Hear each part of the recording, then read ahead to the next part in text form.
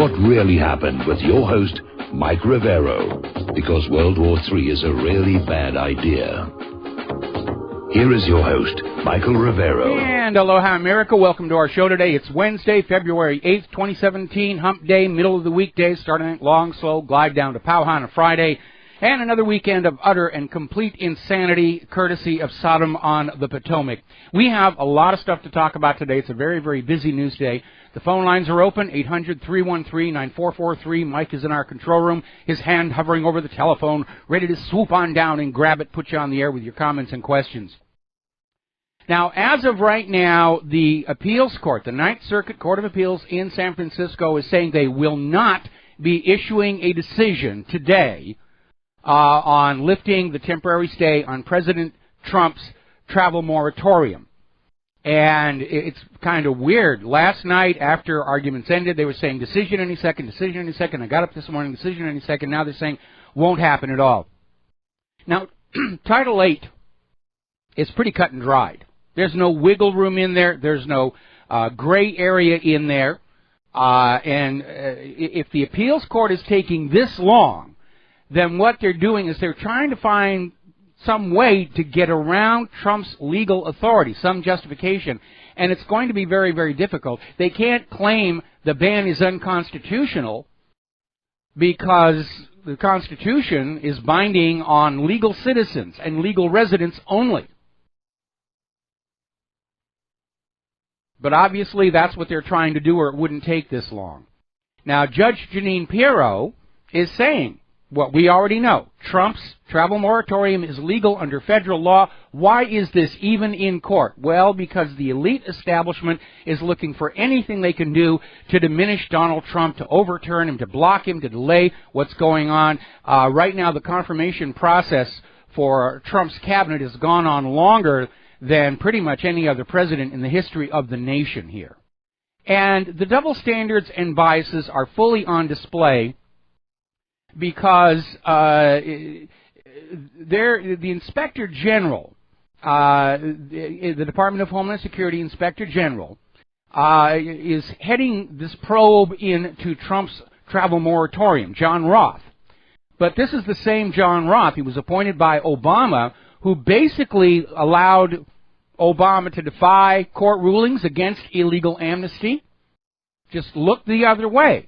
But Trump comes on in and tries to get this insanity under control, and, oh, we've got to have an investigation, we've got to do this.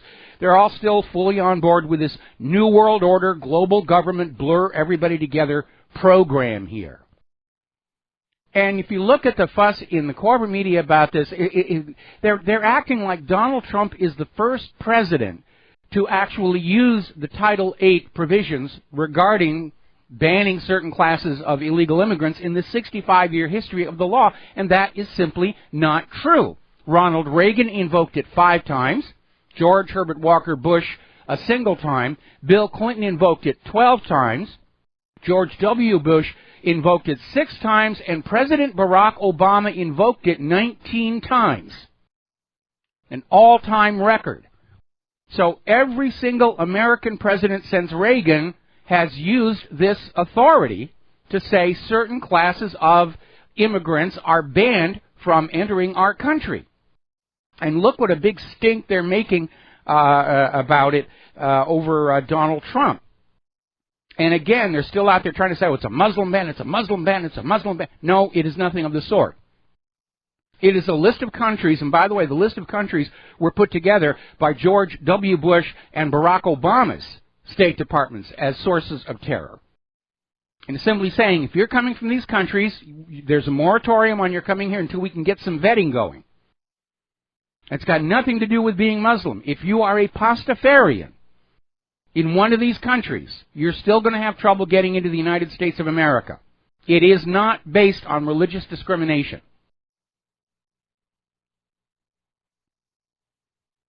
Now then, over at the Tourism Suppression Agency, there's some newly released documents that are basically acknowledging TSA's behavior screening program isn't working, it isn't effective, it isn't actually finding terrorists. And that the TSA's program was basically the TSA workers are trained to do things to make you uncomfortable, like they weren't already doing that, to provoke you, to look at your reaction, to see if you react a certain way, oh, you might be a terrorist suspect. And, of course, the TSA itself has been terrorizing travelers for years.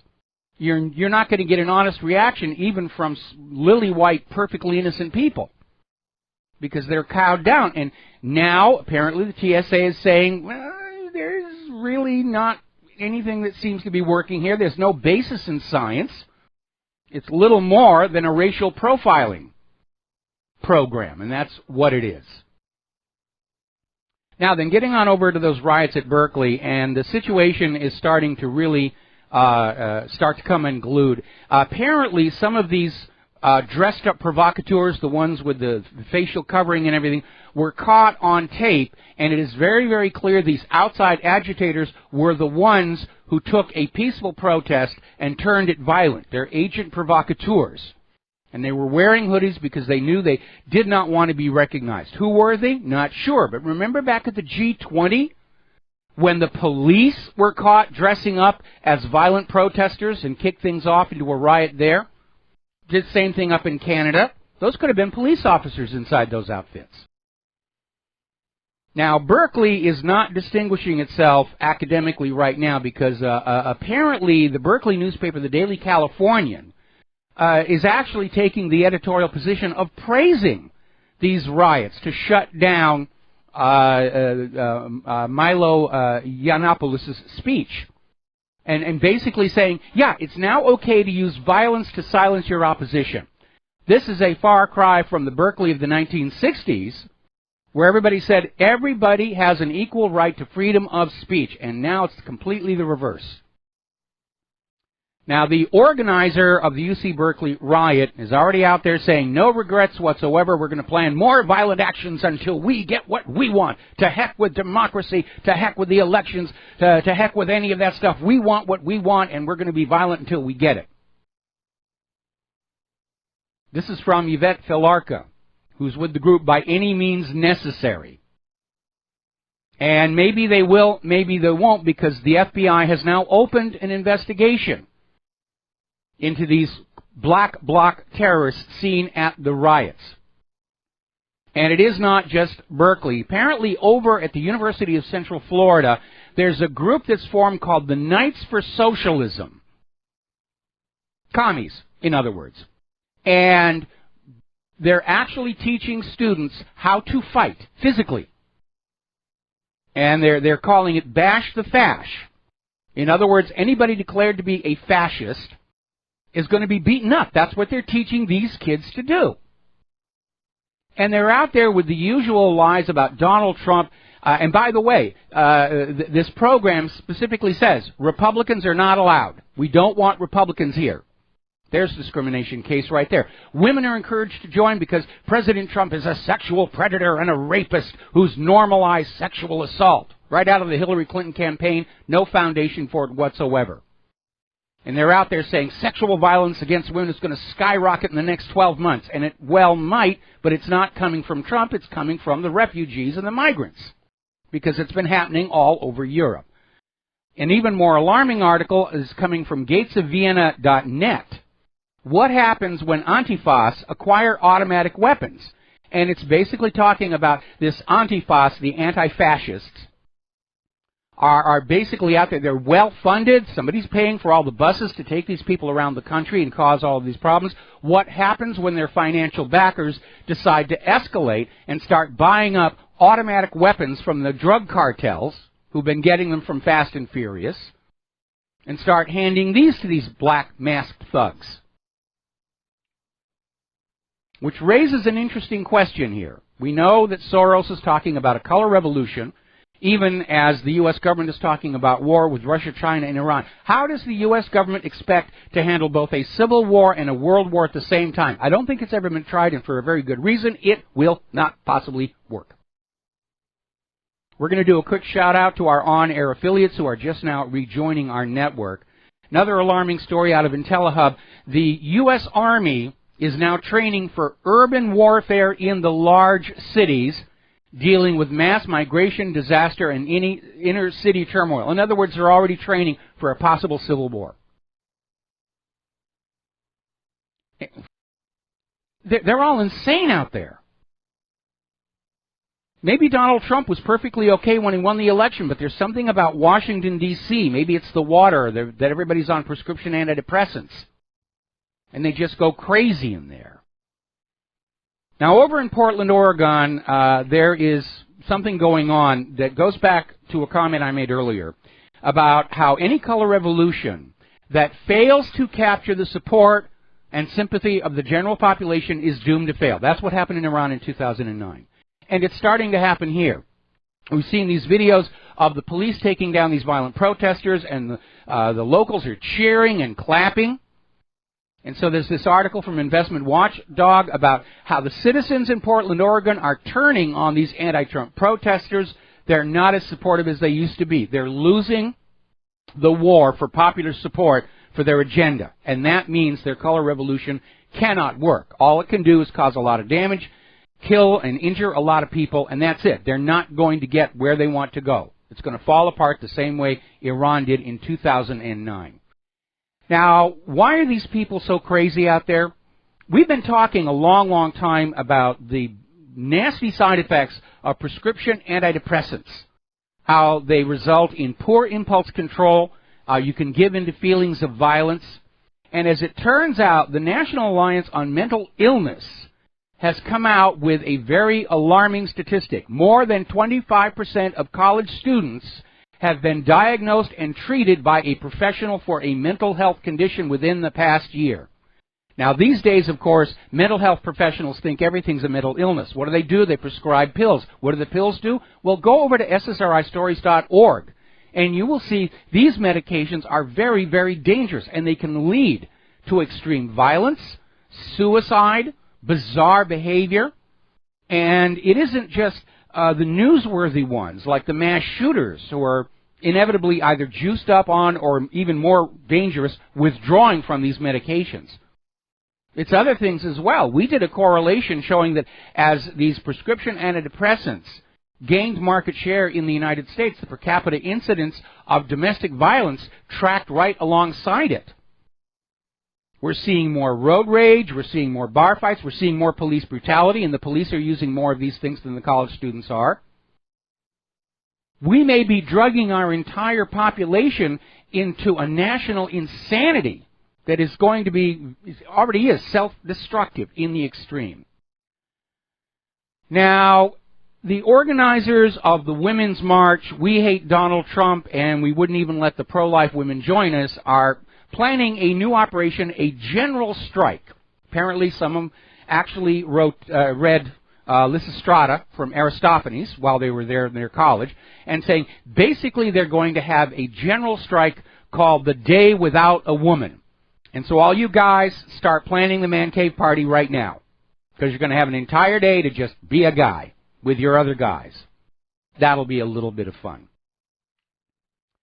Hillary Clinton is now out there with a new video to the organizers of the Makers Women Conference and the protest, and basically saying all women everywhere should resist Donald Trump.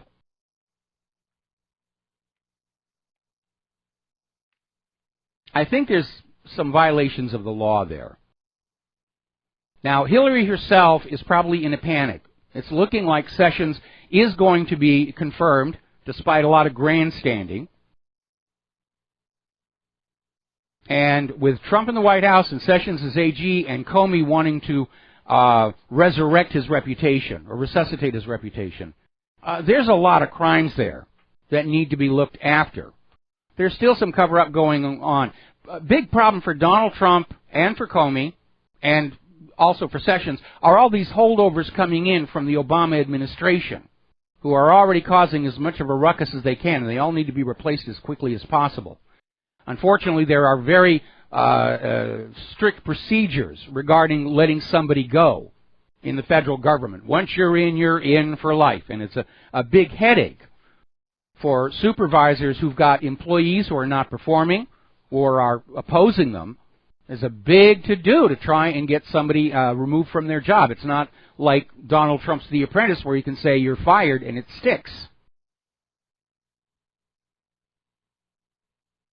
Now, Judicial Watch, of course, is trying to obtain copies of Hillary Clinton's State Department memos that were backed up on what is called the Datto device.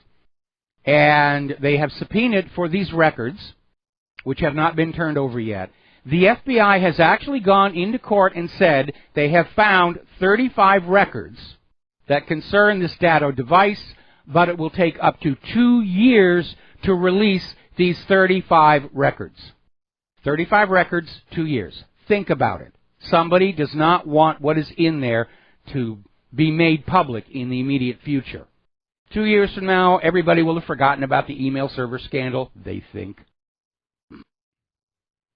Now, yesterday we were talking about Maxine Waters and the huge gap that she made where she's talking about how can Donald Trump be friends with Putin, and Putin is supplying the bombs, and she couldn't even remember the name of the city, Aleppo. Then she went on to say, you know, how can he have his arms around Putin when Putin continues to invade into Korea?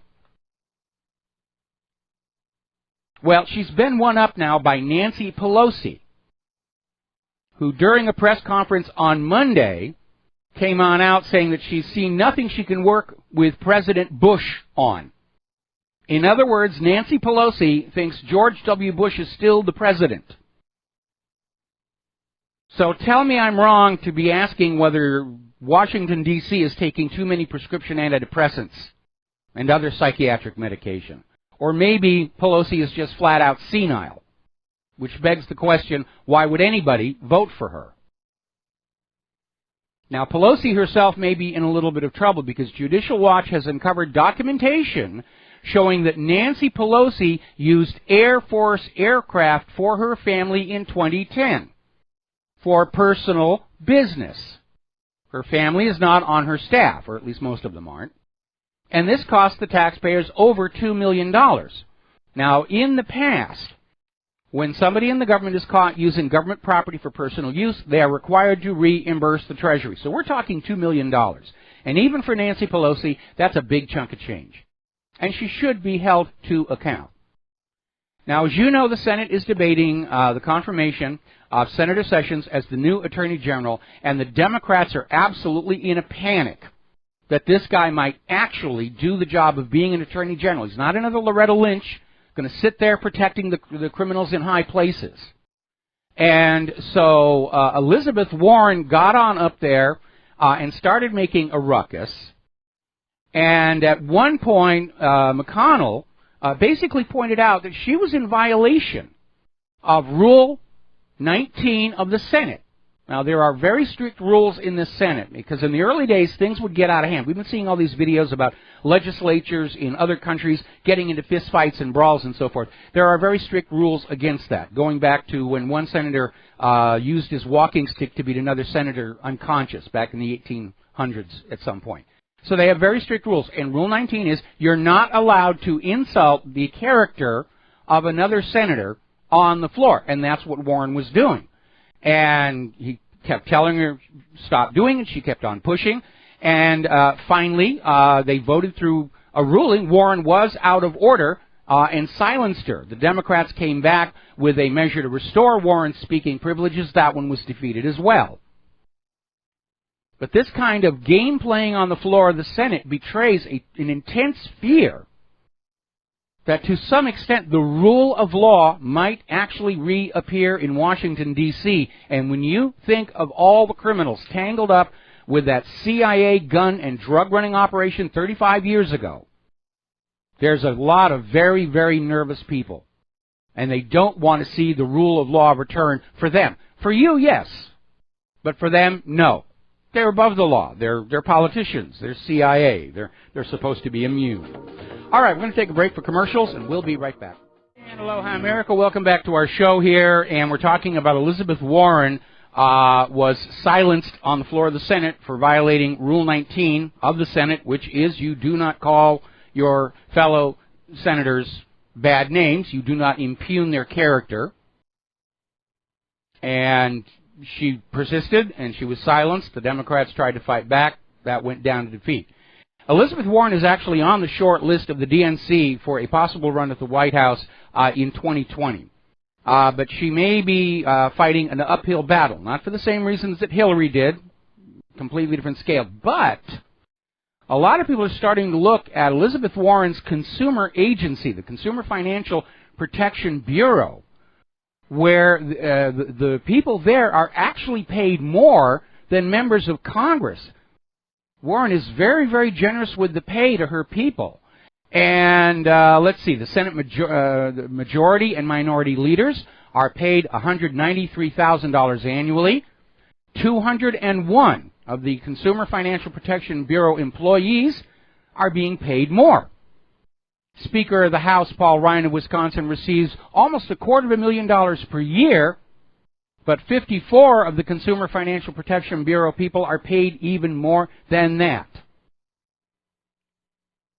So, now getting on to the area of draining the swamp, a good place to start would be all these lobbying corporations, all these lobby organizations, and they have huge amounts of money, and they corrupt and twist the political process for their clients. And it might be a good time to start reining them in as well and putting limits on their activity. Let's see, the U.S. Chamber of Commerce, over $100 million annually in lobbying. The National Association of Realtors, about $65,000. Blue Cross, $25,000, and so forth and so on. And the issue of lobbying, it has been distorted somewhat because it's become a full-time profession, and these lobbyists are not just taking members of Congress out to meals and everything. They can arrange donations and speaking fees and so forth and literally buy the government out from the American people. And I think on that list also ought to be included AIPAC, which functions as a lobbying organization, but for some strange reason, they are exempt from the requirements placed on any lobbying organization that lobbies on behalf of a foreign government. They get special treatment here. And some of the pettiness of the liberals is really amazing to see.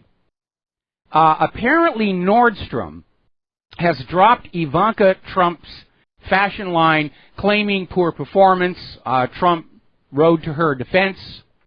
And interestingly enough, when Nordstrom announced they were dropping Ivanka Trump's product line, their stock price fell.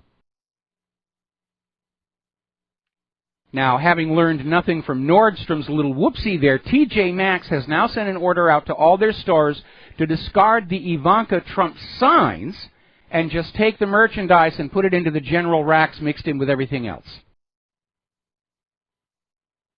Even the mafia has a rule. You leave the family members alone. The family's off limit. Business is business. You don't go after the families. So, we're starting to see more and more efforts at online censorship. Apparently, Reddit banned a group called Red Ice, supposedly for wanting to try and identify some of these violent protesters over there in Berkeley and other places. Twitter is starting to remove core functions and is banning alt-right groups to create a liberal safe space, which is okay because I don't know about you, I don't use Twitter anymore. There are other new social media coming online. They're capturing market share because they're promising a censorship-free space. Now, interestingly enough, when we come back from this commercial break, I want to give you a quote from Thomas Jefferson about media. We'll be right back. And aloha, America. Welcome back to the show. Now, back in 1807, there was a young gentleman, John Norvell, who wanted to be a newspaper publisher, and he wrote to Thomas Jefferson for advice on how best to run a newspaper. And in reply, Thomas Jefferson wrote, "It is a melancholy truth that a suppression of the press could not more completely deprive the nation of its benefits than is done by its abandoned prostitution to falsehood. Nothing can now be believed which is seen in a newspaper, Truth itself becomes suspicious by being put into that polluted vehicle. So, corporate media has been a problem all along. Their job is to sway public opinion for their owners. And Jefferson understood this. And that is why when the United States was started, there were laws that limited how much media could be owned by a single individual. Obviously, back then, it was newspapers. And then as other medium came along, radio, so forth, those laws were expanded to them to preserve a diversity of opinion, to not allow a single media owner to have more influence over the public than the government itself. But starting with Operation Desert Storm, the government and the media came to an agreement. If the media would report the war in Iraq the way the government wanted it reported, rather than what was really going on, the government would allow the big media corporations to simply gobble up all the small little outfits. And that's why we only have 6 big media empires today and no diversity of opinion. I love those little videos that Conan O'Brien puts together, where they have clips from all the small network affiliates across the country reporting the exact same news story word for word for word for word for word. And he's making a very, very valid point.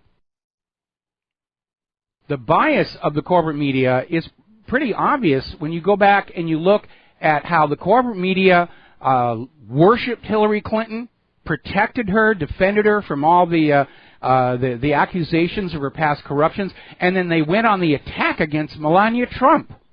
When you look at the difference between the way the corporate media treated Hillary and Melania, and remember, Melania wasn't even running for office, you see that there is, in fact, an institutional bias in the corporate media, and that's why more and more people are turning away from them. And Thomas Jefferson was absolutely right. It is so corrupted that even when they report the truth, nobody's going to believe them. Which brings us over to the New York Slimes. We've all heard of the New York Slimes bestsellers list. Oh, you must buy this book. It's on the bestsellers list. Well, as it turns out, the bestsellers list isn't actually based on sales data. The New York Times is admitting they just have a subjective criteria, and they were called out on it because there was a pro-life book that had sold out in 3 days at the bookstores and outsold all but 3 other titles on the entire New York Times bestseller list, and it was not listed because it was pro-life. And then the New York Times wonders why its revenues have plunged 25% in the last year.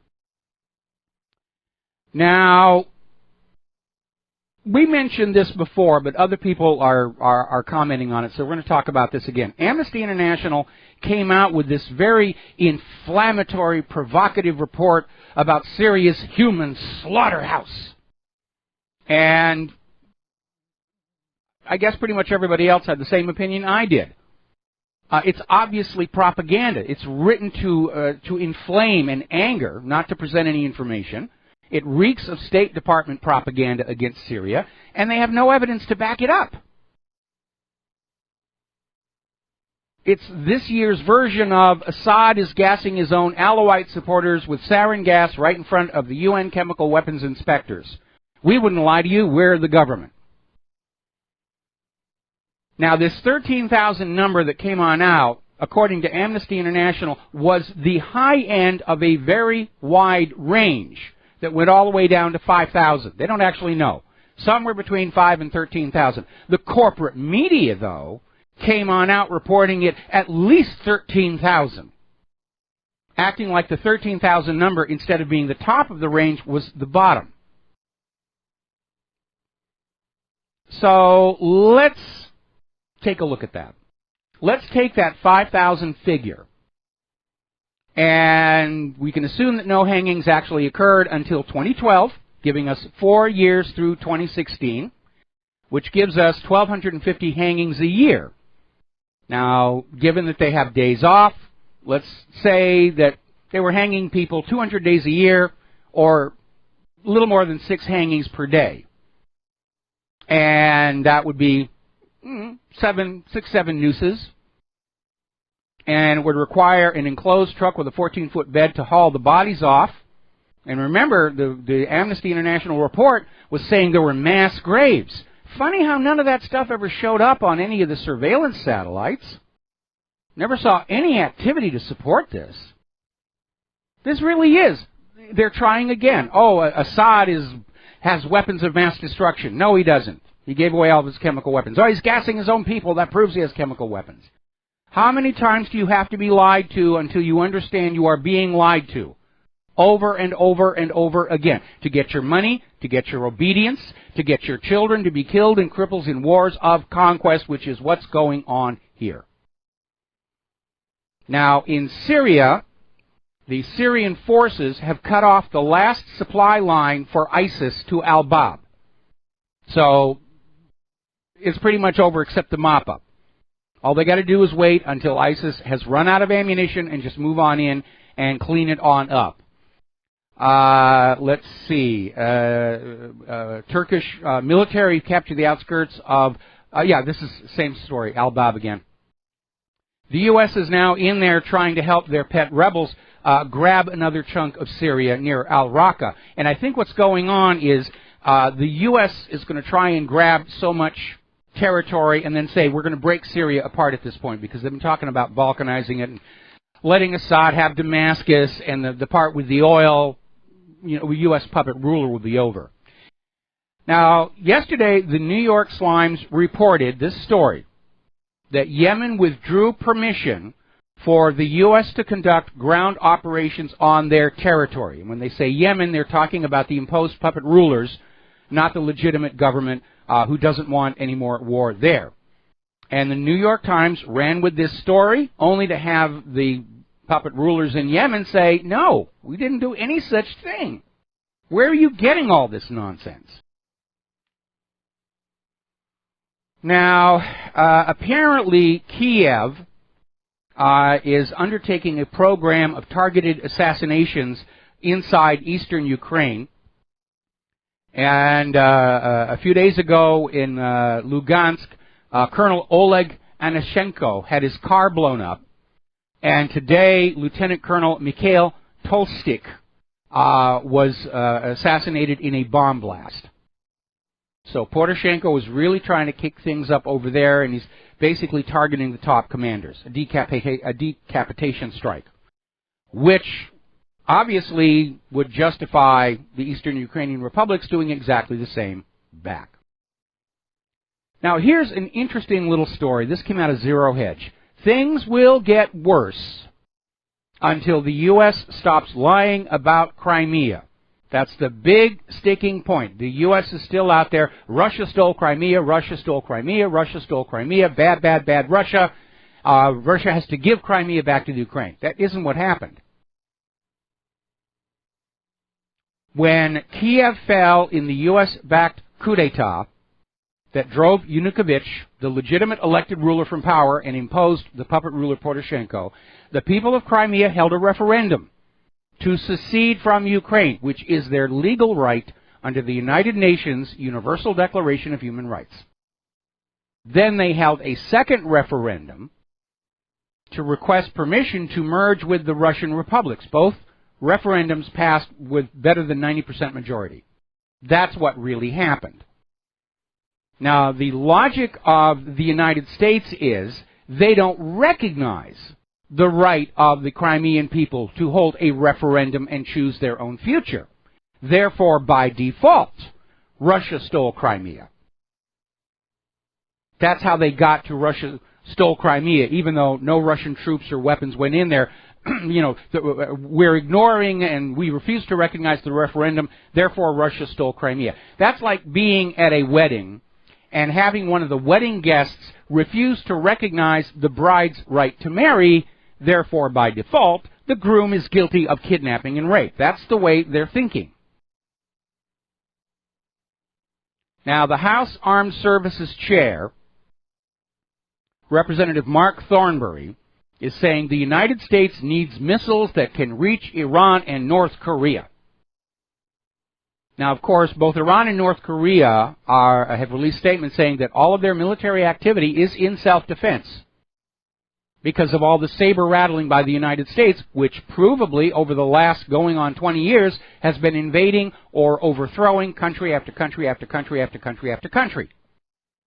You'd have to be pretty dumb to not be preparing to defend your borders against an obvious aggressor nation. But Thornberry's out there saying we need missiles that can reach Iran and North Korea. Actually, Mark, we already have missiles that can hit Iran and North Korea. It's called the Trident. It's carried on Ohio-class SSBNs, and aside from a tendency to occasionally fly the wrong way, each Trident can drop 8 50-kiloton MIRVs onto those nations. Now, what Thornberry is obviously talking about is a weapons program to supplant the Minuteman III, which has a 6,000-mile range.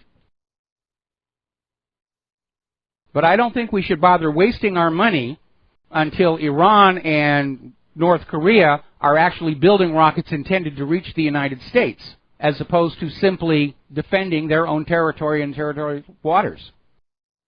All right, we're going to take a phone call here. Matt in Colorado. Aloha, Matt. Welcome to our show. What's on your mind today? Hey, Michael.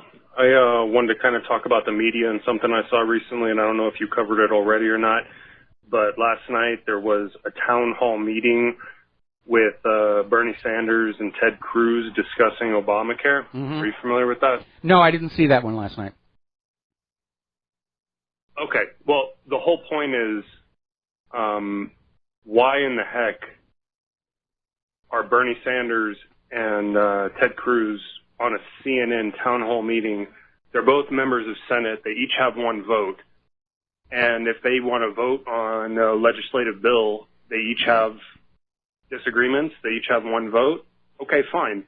Why is CNN putting that on national TV and they're discussing it in a town hall meeting? Because they couldn't get Lady Gaga to show up. I mean, right? These TV news networks, they have to fill their airtime, and they're always out there saying, who can we get on that we think people are going to want to watch? And obviously both Ted Cruz and Bernie Sanders were candidates for the presidency this last year, which gives them a certain degree of added gravitas over and above being members of the Senate. And so CNN has to fill the airtime. You can't have dead airtime where people turn off. You can get FCC fines and everything. And so I'm being flipped by saying Lady Gaga wouldn't show up, but, you know, they have to have somebody. And this issue of Obamacare is a very contentious one. It's been a disaster for pretty much everybody involved, including the health insurance companies that actually wrote the Affordable Care Act thinking it was going to make them insanely rich.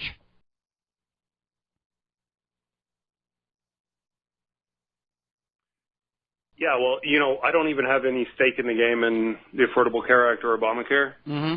It just blows my mind that CNN, they look like they were in a debate as if they were running against each other for presidential election again. And you're just like, okay, guys. Well, I'm going to say basically that each is trying to present their position in the hope of influencing public opinion, so that CNN's viewers are going to fire off letters to their representatives and senators saying, keep Obamacare or don't keep Obamacare. Right now, the polls are showing that Americans are pretty much fed up with Obamacare, except for the people at the very lowest level of the economy who are getting their health care for free. But for everybody else, it's just been an absolute disaster. And instead of adding complexity to our medical industrial complex system, what is really needed for this country, just as important as draining the swamp, we need to simplify things. And I'm actually on board with Donald Trump saying we've got to start getting rid of some of this regulation because it's confusing. The costs of regulatory compliance are really out of control right now. And we need to get back to a system that's very simple to understand and therefore easy to use and supportive of American commerce, rather than this Gordian knot of overlapping special interests that we're all trying to stumble around in like we're a rat in a maze in college psych class. Well, I totally agree with you on everything. I just wanted to throw that out there because I don't think that those guys should be in D.C. talking in Congress, and if someone wants to watch it on C-SPAN to influence their constituency in order to, you know, move an agenda forward to get people to write their senators or their representatives. Well, I mean, look at the other problem here. Donald Trump has literally blacklisted CNN.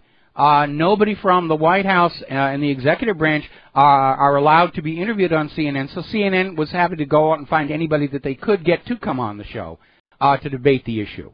And that's an important point there. Anyway, thank you for the phone call. We're coming up on a commercial break. We're going to let you go here.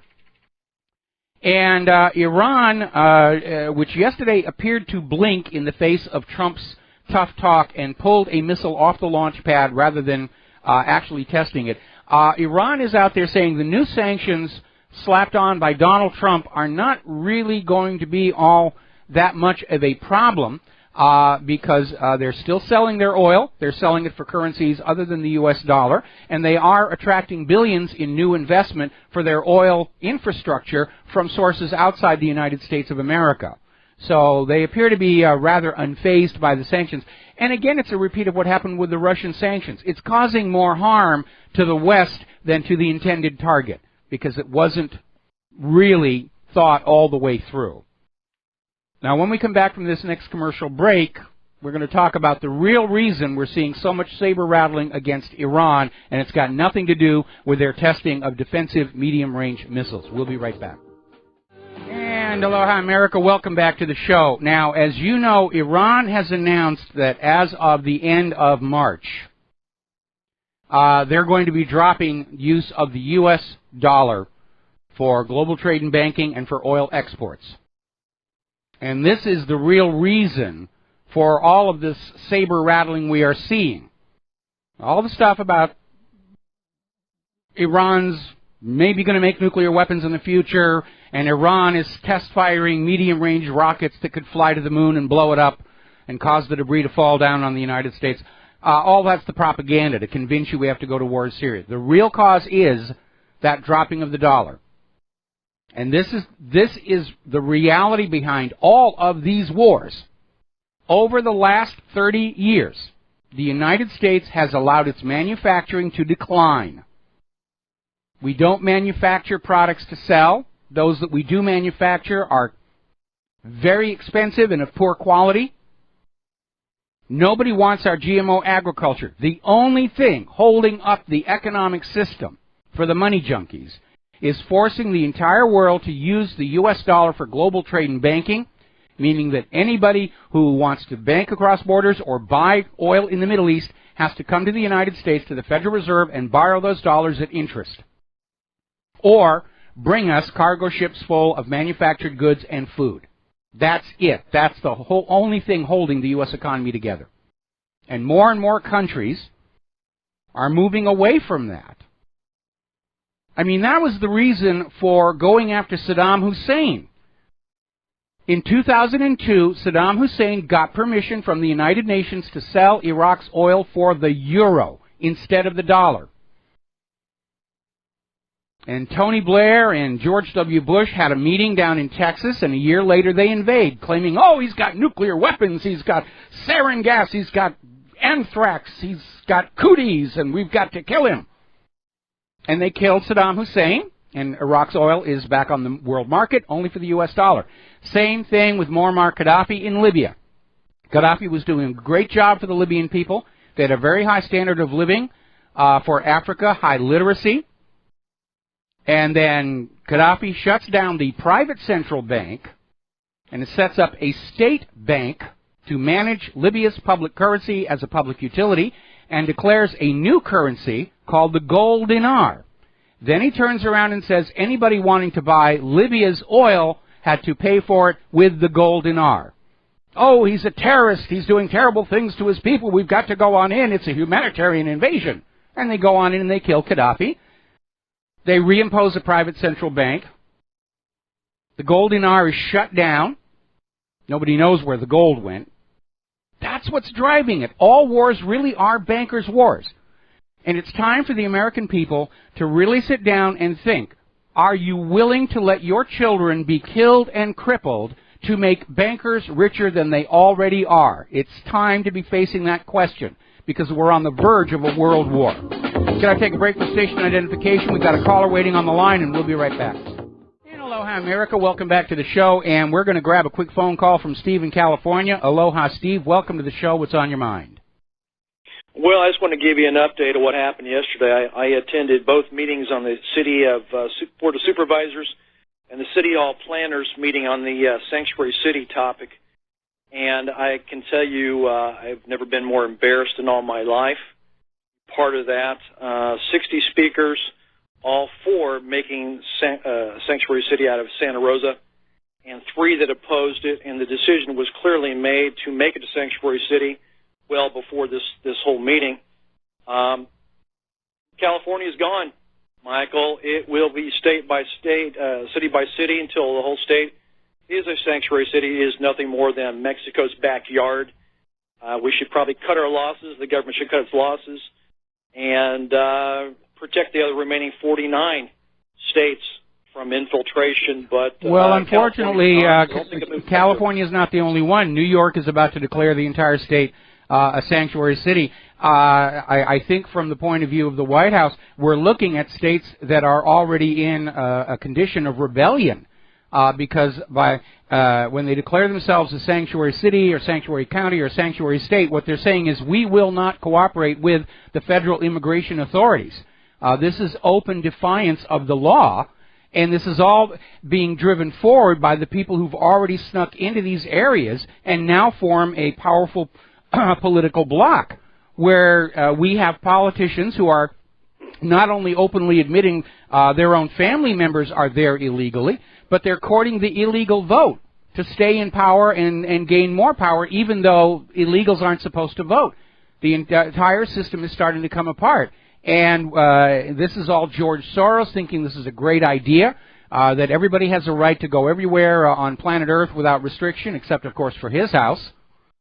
And it's just it's plunging the world into chaos is what it's doing, all for the vanity of one man. I might add that before the meeting, each meeting, the Pledge of Allegiance was never said. There was no standing up, no Pledge of Allegiance, which was amazing to me. I thought that's usually the first thing you do. And then the items listed. It was quite obvious to me George Soros' funded groups were there. They were amazing. They were all dressed in red, and they had flyers and posters. They were all in place. It was amazing to see this and to realize that I have no voice anymore. And that's what happens when you leave your back door open and you allow all these people come in, these illegals to come in, and they get the masses and the numbers. Their voice is heard, and yours becomes silent. State of California's gone, Michael. Yeah, it's gone. Yeah, for a wide variety of reasons here, and maybe we should let them. Maybe we should let them secede.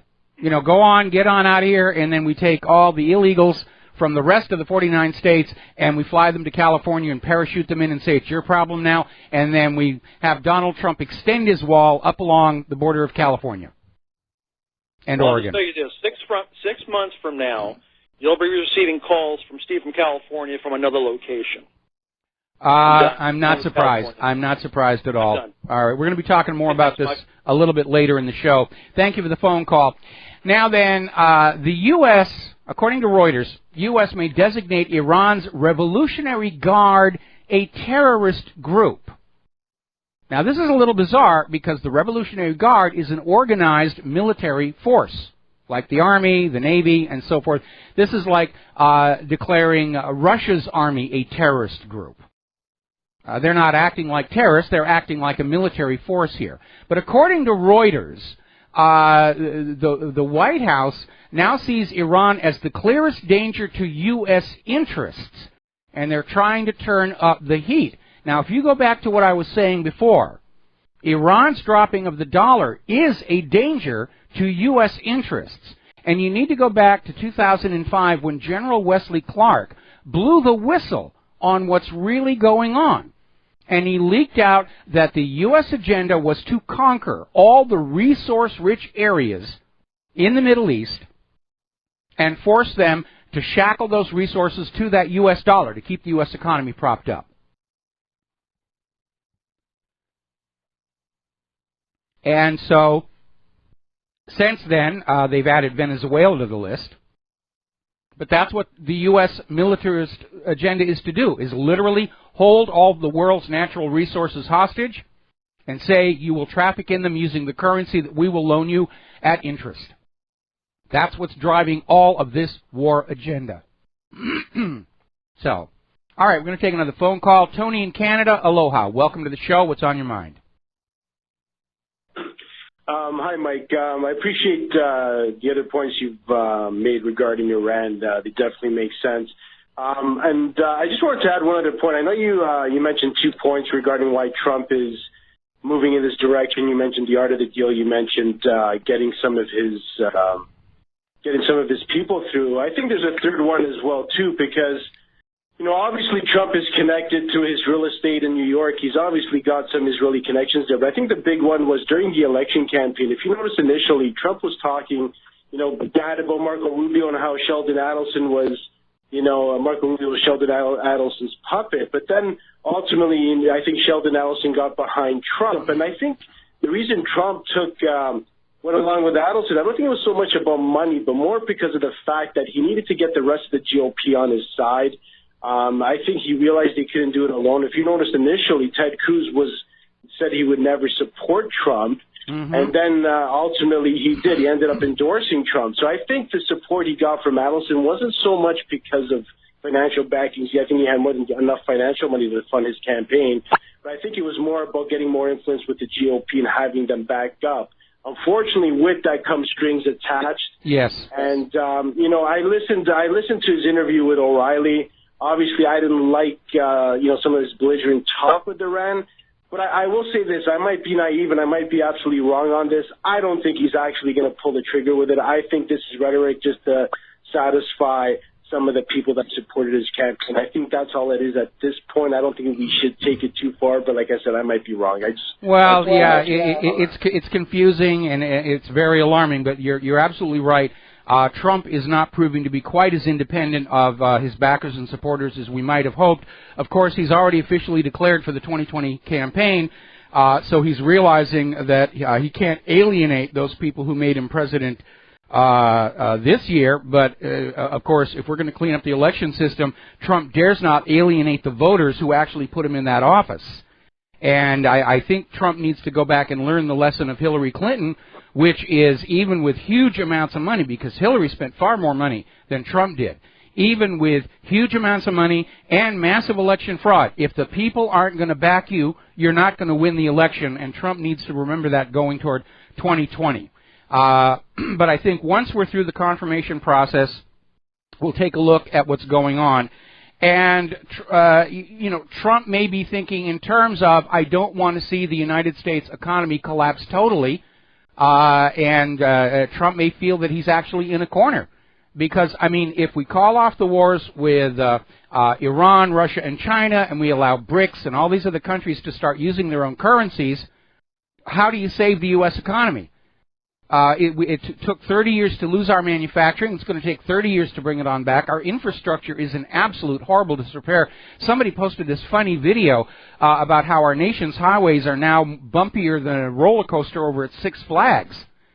And they're absolutely right. And this disastrous experiment with GMO, nobody wants our agricultural exports. In a very real way, Trump is kind of trapped into this idea of trying to militarily force dollar hegemonic domination over the rest of the world. And it's a war that we're likely to lose, especially if Soros triggers a civil war at the same time the war hawks in Congress are trying to start a world war with Russia, China, and Iran. So, we could be looking at a huge multi-pronged crash. We could be looking at the start of a whole new dark ages. It's hard to see any kind of path into the future that is not an absolute calamity. Yeah, he might just have been the right president, but at the wrong time, unfortunately. Yeah, I said that, I think, last week, that I'm glad Trump got into the White House, but we may have gotten in there way too late, because there isn't much he can do to save us from an economic crash. And he may just be saying, well, I'm kind of stuck. I have to do what's going to prolong the United States as long as possible. And, it's a holding action. But to say that I'm disappointed is a bit of an understatement. But again, I'm going to reserve judgment until after he's out of the confirmation process and we see what's really going on. And even this Reuters, he hasn't even been in for a month, so we have to give him the benefit of the doubt as well. I think we have to wait and see on that. But even the Reuters article said that all this talk about war on Iran is turning up the heat to get Iran to back down. And the issue really isn't the test missiles. That's just fodder for you masses to consume, to feel afraid. The real issue is getting Iran to go back to agreeing to use the U.S. dollar, at which point this whole war thing is magically going to go away, except in the minds of Songbird McCain and Lindsey Graham. Anyway, thank you for the phone call. We're going to let you go. We're going to do a quick shout-out to our on-air affiliates just now rejoining the network. Now, very interesting story out of Zero Hedge, where China's foreign minister is responding to the ratcheting up of tensions over in that part of the world by saying that it's time for the U.S. government to brush up on the history of World War II, because the U.S. doesn't seem to know what they're talking about when it comes to the South China Sea. Of course, when you have Maxine Waters claiming that Putin is invading Korea and Nancy Pelosi thinking that George Bush is still president, there's a valid issue that everybody in Washington, D.C. is slightly deranged. But China is making a valid point. Both in the 1943 Cairo Declaration and the 1945 Potsdam Declaration, Japan was ordered to return to China all Chinese territory taken by Japan, including the Nansha Islands. They belong to China. They always have. That's why it's called the South China Sea. But again, the issue isn't really those islands. The issue is the yuan, which is becoming a very strong currency internationally. It's seen as more stable and trustworthy despite the obvious economic war against it. Same thing with the ruble. The U.S. economy will collapse unless it can get the entire world to go back to agree to conducting all business with banknotes borrowed at interest from the Federal Reserve. It's basically the same deal King George III imposed on the American colonies, ordering them to conduct all their business with banknotes borrowed at interest from the Bank of England, which, by the way, triggered the American Revolution. Now, as you know, Israeli MPs have voted to legalize, retroactively, 4,000 settler homes in the West Bank. This is seen by critics as outright annexation and an obvious threat to the possibility of a two-state solution, which Israel was never in favor of anyway. They want it all. They want Eretz Israel, the Israel described in the Old Testament, reaching from the Nile to the Euphrates, and they don't care how many of your kids have to die to get it for them. Now, even Donald Trump, who's seen as strongly pro-Israel, is saying that this is not a good idea. And even more amazingly, Germany, which dares not say anything bad about Israel ever, is criticizing Israel, saying it undermines the idea that Israel is actually committed to peace with Palestine or the two-state solution. Even France has come on out saying this was a very, very bad thing to do. And this may wind up in international court. Now, story coming out of Mondoweiss, an Arab rights group is reporting that online incitement by Israelis toward Arabs doubled in 2016 on social media. Name-calling, hate-mongering, encouraging violence, and so forth, doubled in 2016. Now, in Israel, there is a law that makes it a punishable offense for Arabs to incite against Israelis online, but the law is only one way.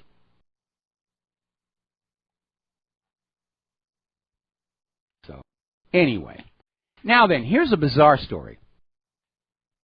And Popular Mechanics has come on out with a glowing, positively glowing report about the F-35.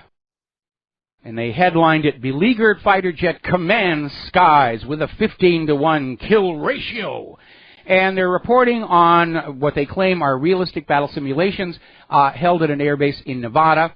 And the F-35 demolished expectations after losing just one aircraft for every 15 enemies eliminated. That is a good kill ratio, 15-to-1. And they're saying the F-35 was able to overcome radar jammers, surface-to-air anti-aircraft missiles, and mock opposition aircraft. And the F-35 avionics software was the star of the show. This from Popular Mechanics. Now, there's room to doubt, because after all the reports we have been hearing about all the troubled U.S. military systems, I find this sudden success and rehabilitation to be questionable, coming as it does right after Donald Trump expressed doubts about the cost-effectiveness of that F-35.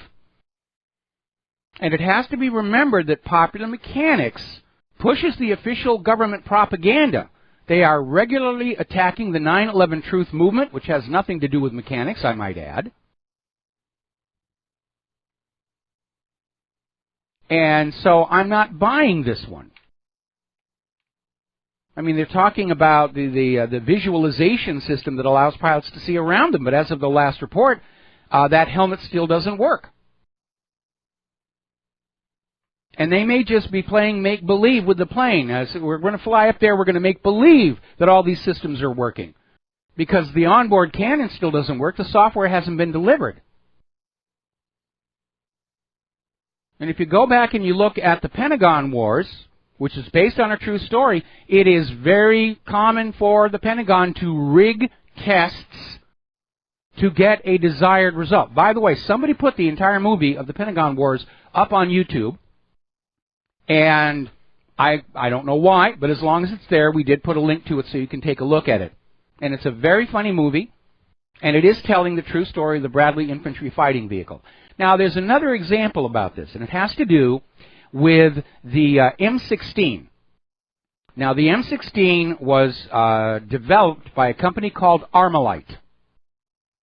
And its semi-automatic civilian version, the AR-15, the gun grabbers like to say AR means assault rifle. No, it means Armalite. They designed it. And it's a very good weapon. Back during Vietnam, they were trying to bring it on as the standard infantry weapon over the M14. But the Pentagon procurement people, who were all heavily invested with the company producing the M14 and the ammunition, kept insisting they wanted the M14 because it used the same ammunition as the M30 machine gun, and therefore logistics would be simpler, which didn't make that much sense at the time. And they finally agreed to have a test of the M16 in actual combat, and it was a disaster because a lot of kids got killed when those M16s were jammed. And they'd find these kids shot dead by the North Vietnamese with their guns dismantled around them in their cleaning kit, trying to clean it on out. It later emerged that the people putting together that test used the wrong propellant in the cartridges. They used a propellant known to foul gun works. And Congress was forced to investigate. And Congress said, this is clearly a superior weapon. Somebody rigged that test, and we're going to go with the M16, which is why the M16 is now a standard platform for around the world. That's how this stuff gets done. And so I don't know how they came up with this glowing report about the F-35. It certainly is not consistent with all that we've been hearing about this. But the fact that the Popular Mechanics ran this story just when Trump is saying maybe we don't need this piece of junk is highly suspicious. All right, we're going to take a break for commercials. We'll be back after these few words. Aloha, America. Welcome back to our show here. Now, U.S. crude oil inventories have increased by 14 million barrels, according to the American Petroleum Institute. And this is driving oil prices back down. And there's a very, very simple explanation for that. We have 90 million American citizens willing and able to work who have not been able to find jobs for months, if not years. They stay home. They don't drive to work. And because they're not getting paychecks, they're not driving down to the shopping malls. They're not buying gas. Now, this heavy winter is probably going to use up some of the oil stocks, but at the moment there is a surplus.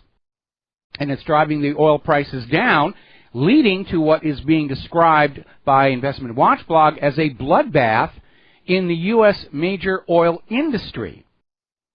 And they're sinking further and further into the red. They need oil prices to be up because their profits are calculated as a percentage.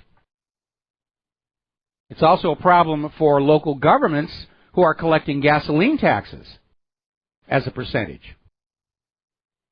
The top 3 U.S. oil companies whose profits were once the envy of the energy sector are now being forced to borrow money to pay dividends or capital expenditures. That's not good. Now, we have, over the last few months, been hearing a lot of doom and gloom about China's on the verge of economic collapse, China's doing this, China's doing that. And it appears that there's a little bit of economic war going on against China, as there is against Venezuela, as there is against Russia. But China's 10-year yields on their bonds continue to rise.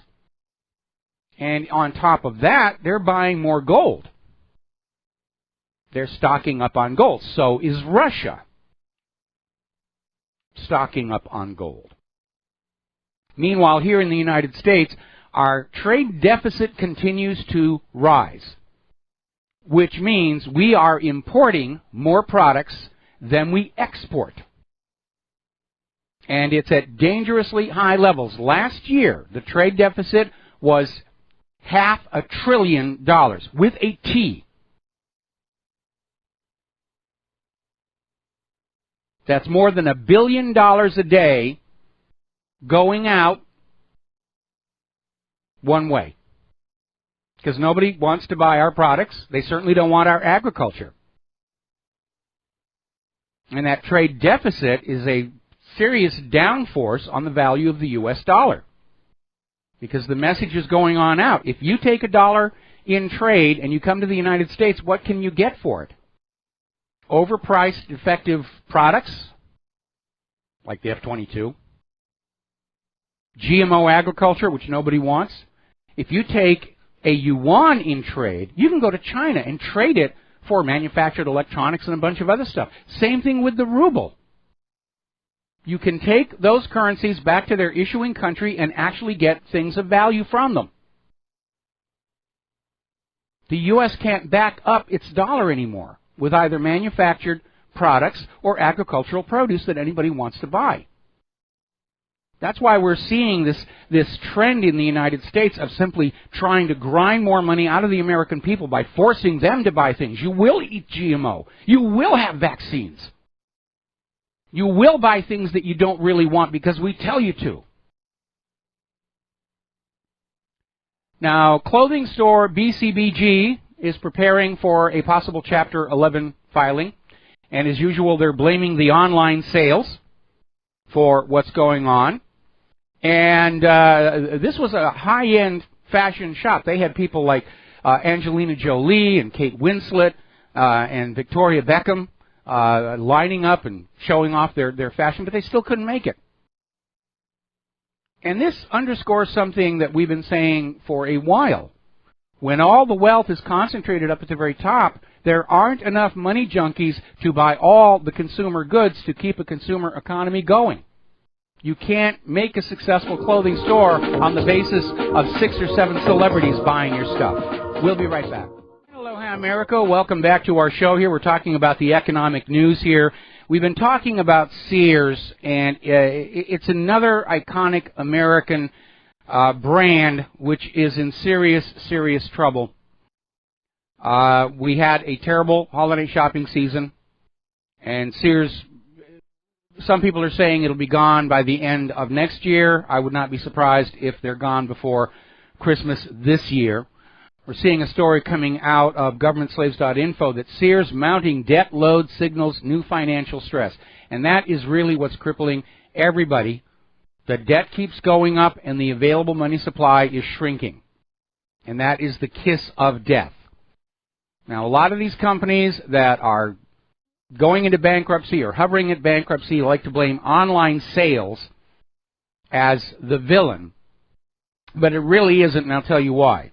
Online sales are nice, but call me a Luddite.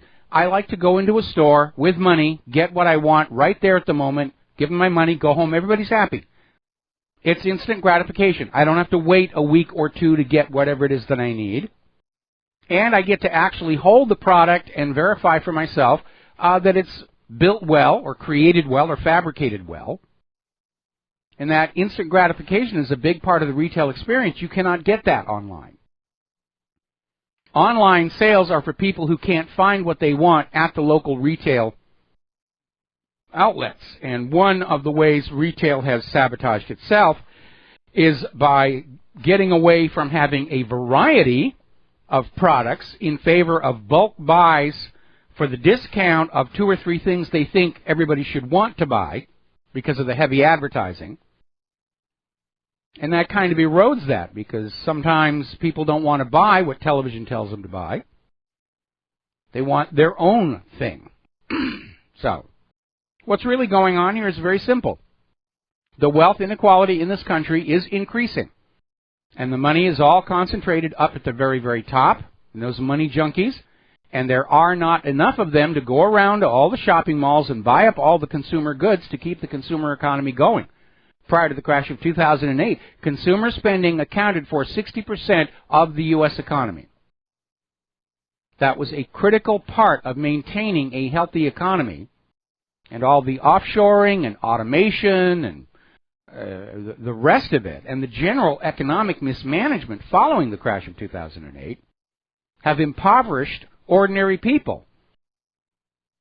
And then the CEOs of these retail corporations and shopping mall owners are all scratching their heads saying, why aren't the customers coming in here anymore?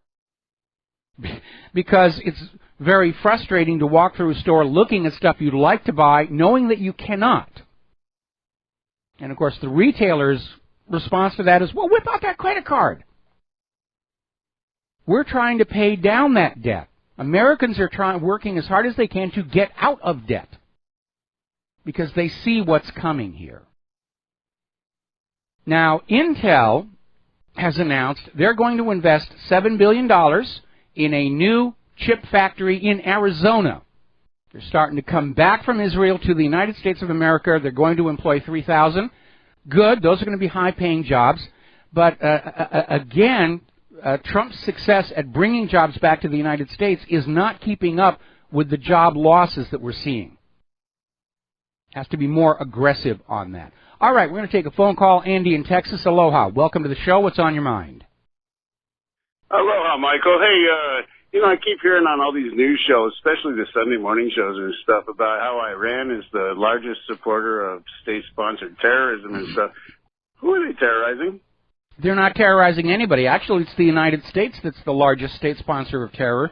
We know that the U.S. government has been backing Al-Qaeda and ISIS. Iran just wants to mind its own business.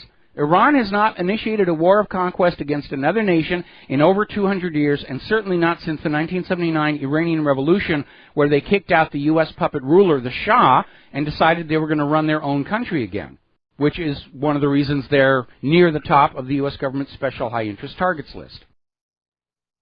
Well, you stole my thunder with your last statement, because I was going to say the largest state sponsor of terror is the United States. I mean, we fund Al-Qaeda, ISIS, we created these people. Yes.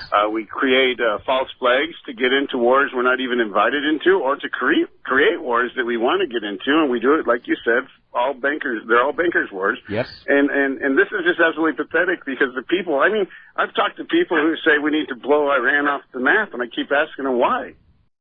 And they have no answer to that. No, they're just regurgitating what the corporate media has told them to believe today. And, of course, anytime I hear somebody that says, we've got to do this to Iran, my answer is, I just happen to have with me a copy of the official enlistment form for the U.S. Armed Forces. And if you will fill it out right here, I would be happy to drop it off at the recruiting office on the way home, because I drive right past them. That will usually shut them up. Well, don't forget the parachute and their rifle, because they might find themselves a little lonely out there. Yeah, well, that's the other one that I'll use as well. But generally, when I'm in a group, I actually do have in my little bag. I actually have hard copies of the enlistment papers for the U.S. Armed Forces. And anybody says we need to do war on here, so okay, here you are. Hey, so do you have any more information as to how things are going with the Clinton Foundation? Is it closing down? You mentioned something about it closing down. Is it actually we're hearing that down? it's in disarray and it's probably going to close down. Certainly all of the donations going into it have pretty much evaporated as soon as Hillary Clinton lost the election, which underscores that it was, in fact, a pay-for-play scam going on. And I can imagine that the Clintons probably want the foundation to shut down because then they can destroy a lot of the records. Because when the foundation is ongoing, there are certain requirements for record keeping. If it's basically closed down, then it's part of history, and there are certain records they have to keep, but nowhere near as comprehensive as when it's an ongoing operation. So my guess is that probably the shredders are running 24/7 over there. And they're just going to shut it down, and they'll set up a new one. They'll set up some other kind of a foundation to try and get the scam going again for Hillary's run for the White House in 2020. So they don't have any more product to sell, is what you're saying? At the moment, they don't have any product to sell, but Hillary's still out there. She's trying to get be the leader of the feminist revolution, where the future is female, and all those males have to be just thrown out of the hive like the bees do every spring, or rather every winter.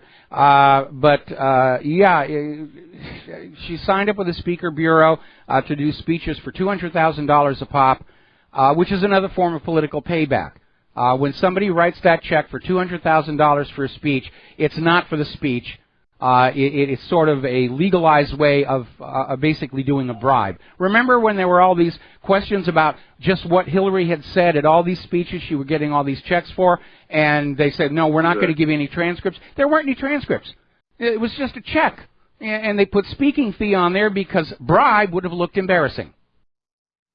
Well, did the Trilateral Commission give her money too for going over there and speaking to them and telling them how we like to come here to get? It's always nice to come here and get our marching orders. Did they pay her too? I don't actually know for sure, but one thing I'm pretty certain of is that Bill and Hillary Clinton don't talk to anybody for free. That's for sure. Thank you, Michael. All right, thank you very much. We're going to let you go here as I guzzle my water here. Now then, speaking of the Clintons, the hedge fund of Hillary Clinton's son-in-law, Mark Mezvinsky, has shut down. And about 1 year ago, they shut down the Greek fund portion of it. And this guy had everything going for him. They had Goldman Sachs CEO Lloyd Blankfein as an investor. Bill and Hillary Clinton's son-in-law, and he looked like a guaranteed success. And they guessed wrong on Greece, and they generated staggering losses for the firm's main Eagle Vale Hellenic Opportunity, the Greek Recovery Fund, and basically cost a huge amount of money. And now the entire hedge fund is shut down. And you have to wonder, with all the source to political connections and money and inside information, how could this guy mess up so bad? And it may be simply that we're hearing reports to this effect that he's actually a bit of a moron. That he is a creature of his environment, put forward as this financial whiz, and just absolutely messed it up. Now then, or he may have been burying money for somebody else to avoid tax penalties.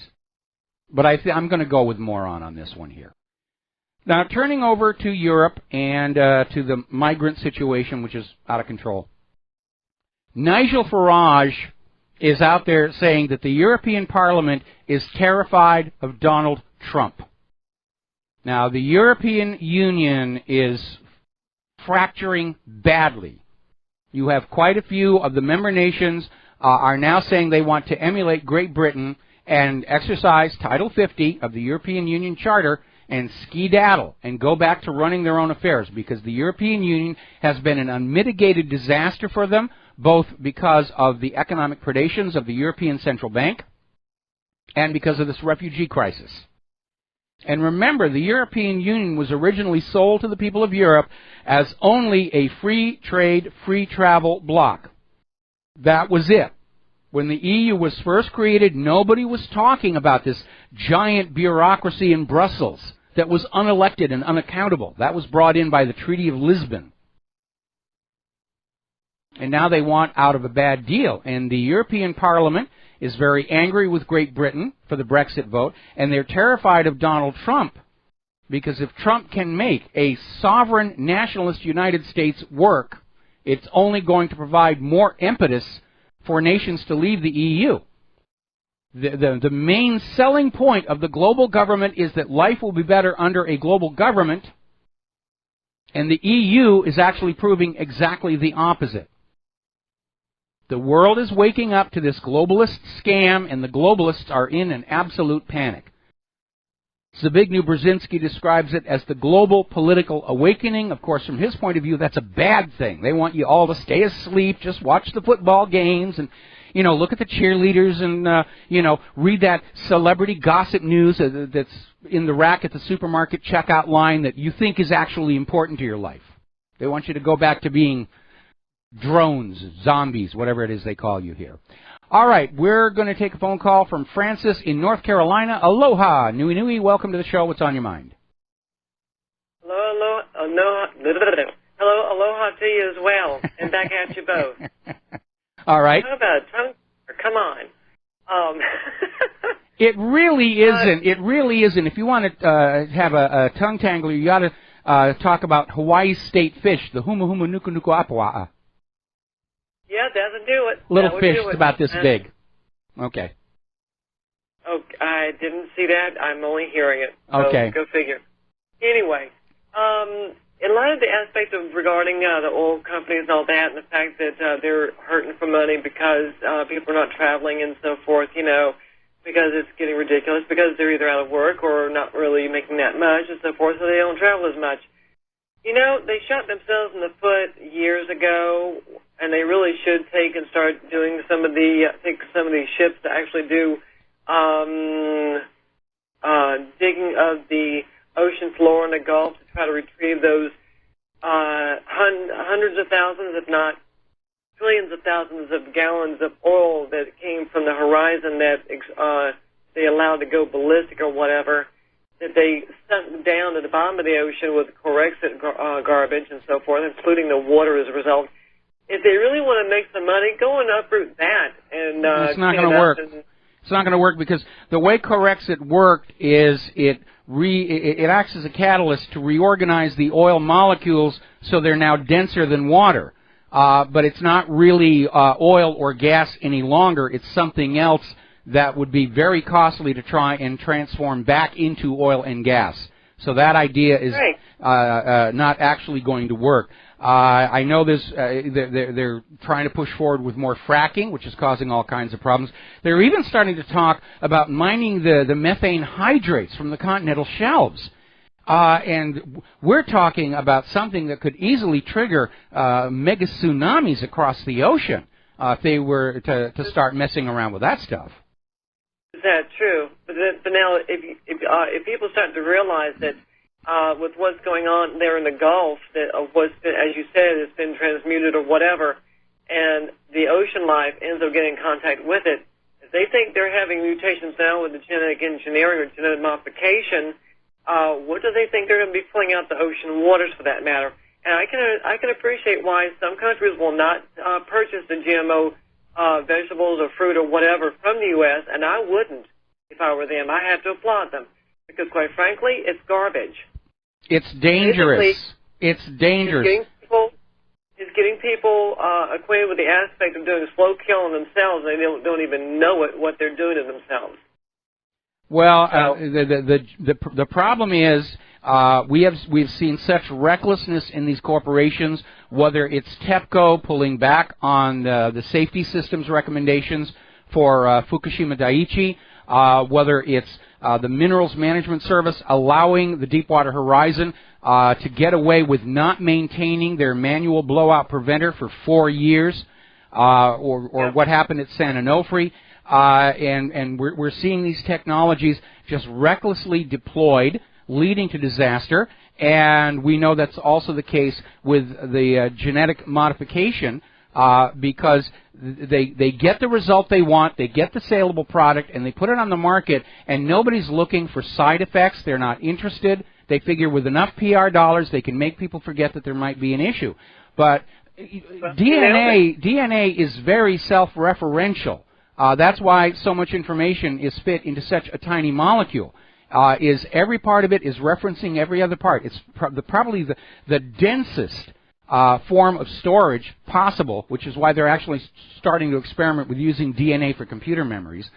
But when you tinker with any one part of that genome, it's going to have implications for other parts of the organism, and it's those other parts of the organism nobody's paying attention to. One benign example would be the Roundup Ready corn, where they tinkered with the corn to be resistant to glyphosate, but it turned out the stalks of the Roundup Ready corn were much harder, stiffer than the natural variety, so the corn farmers had to buy Kevlar belted tires for their tractors, or their tractor tires would be punctured by the corn stalks. Now that's relatively benign, but it does show that nobody's really paying attention to these other possible side effects of the genetic modification.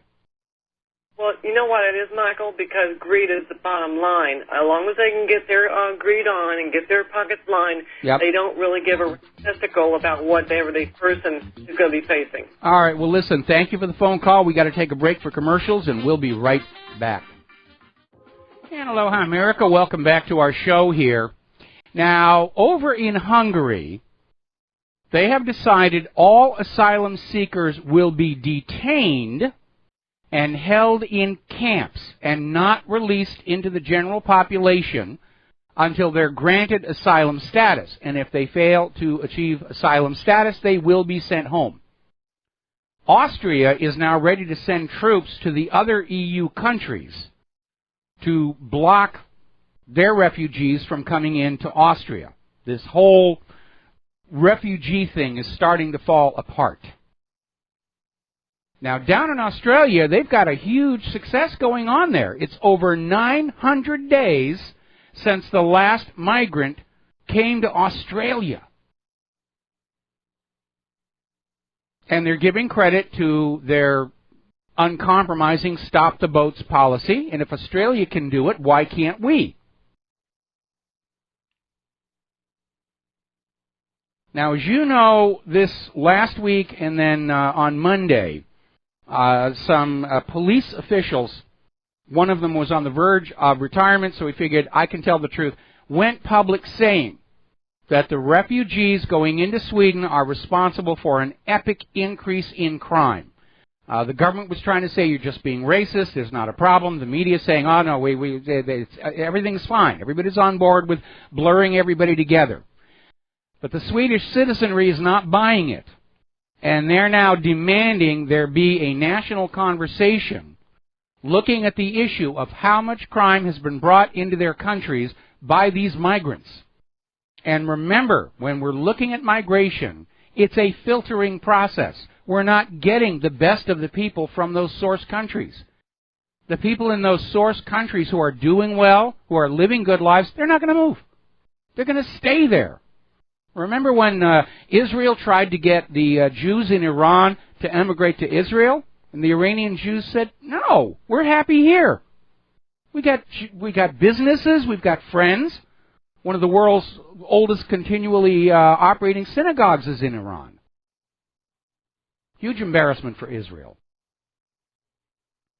And the reality is that the European Union governments and the European Union's corporate media are doing a tremendous disservice to the people of Europe by trying to conceal what's going on here. Now, over in Dortmund, Germany, at the train station, a migrant approached a 17-year-old girl and basically solicited her for sex. She refused, and he broke her nose.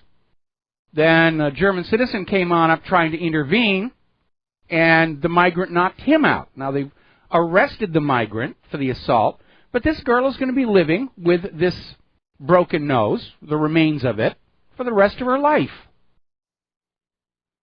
Now, a little bit of good news coming out of northern Italy, because 3 migrants approached a 16-year-old girl trying to steal her phone, not knowing she was a black belt in jiu-jitsu. And she put one of them on the ground and the other 2 fled. That'll teach them. We'll be right back. And aloha, America. Welcome back to the show here, and it's time to face some very ugly realities and dispense with political correctness and the liberal agenda.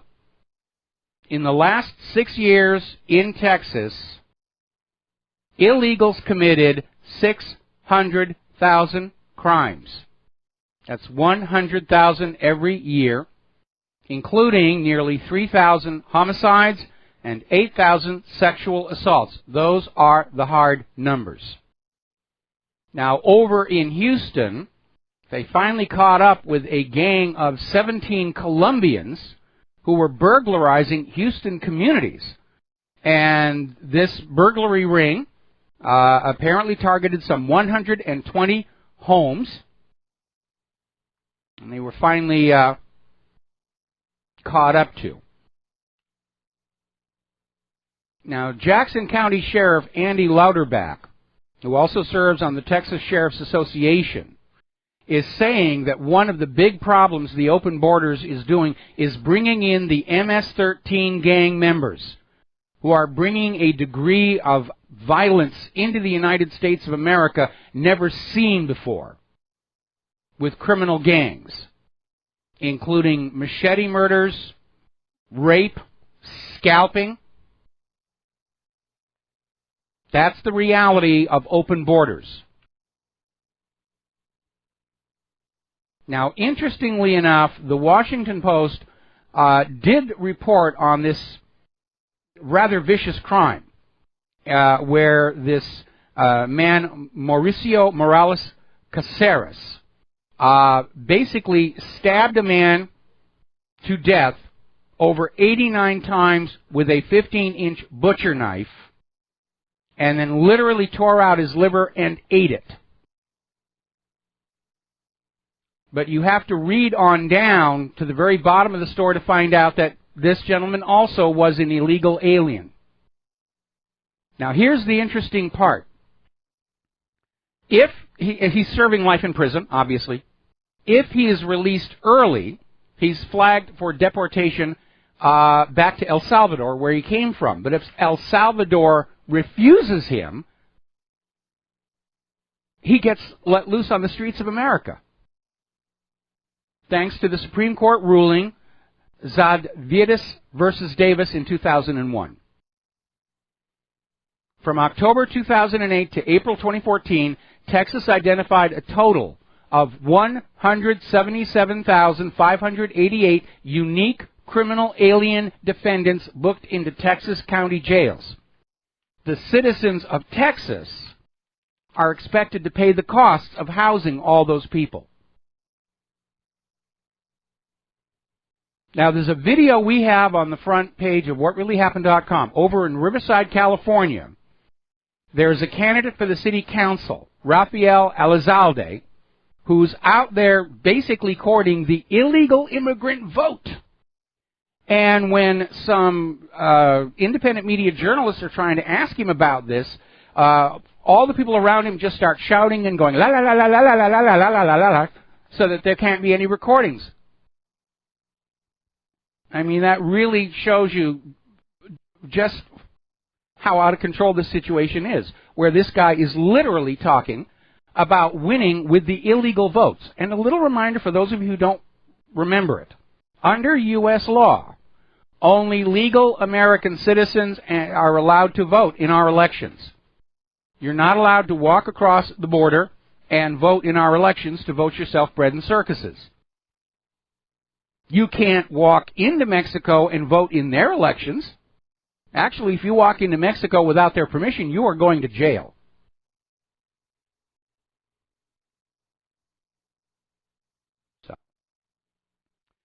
The Pennsylvania Senate has passed a bill to defund sanctuary cities within the state. There will be no more state revenues going on in there. I think that's a good step. Now, interestingly enough, there's a lot of talk about something that's going on up in Canada where they've passed, or they're considering a law that would ban criticism of Muslims the way criticism of Israel is now banned. Now, we've already seen that when you are not allowed to criticize the behavior of certain groups, those groups will persist in that behavior. There's no reason for them not to.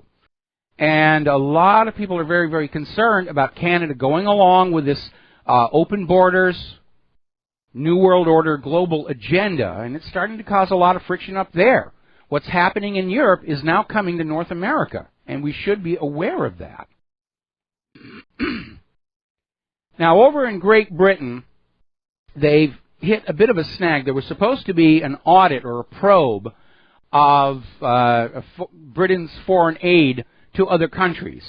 And apparently it turned up £1.3 billion that they can't account for.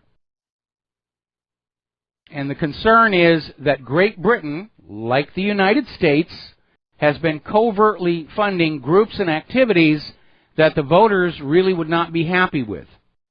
Torture, assassination, acts of terror. And that's a lot of money. £1.3 billion has gone missing without trace. Not as bad as the $6 trillion that has vanished from the Pentagon without trace. I just love it over there. It's probably just an accounting error. I mean, the money was there last week. It can't have really gone. Of course not here. We're going to do a shout-out to our on-air affiliates who are just now rejoining our network. Now, again, back on Great Britain, there was an investigation going on by what's called the Iraq Historical Allegations Team that was investigating claims of war crimes, abuse, and torture by British troops in Iraq.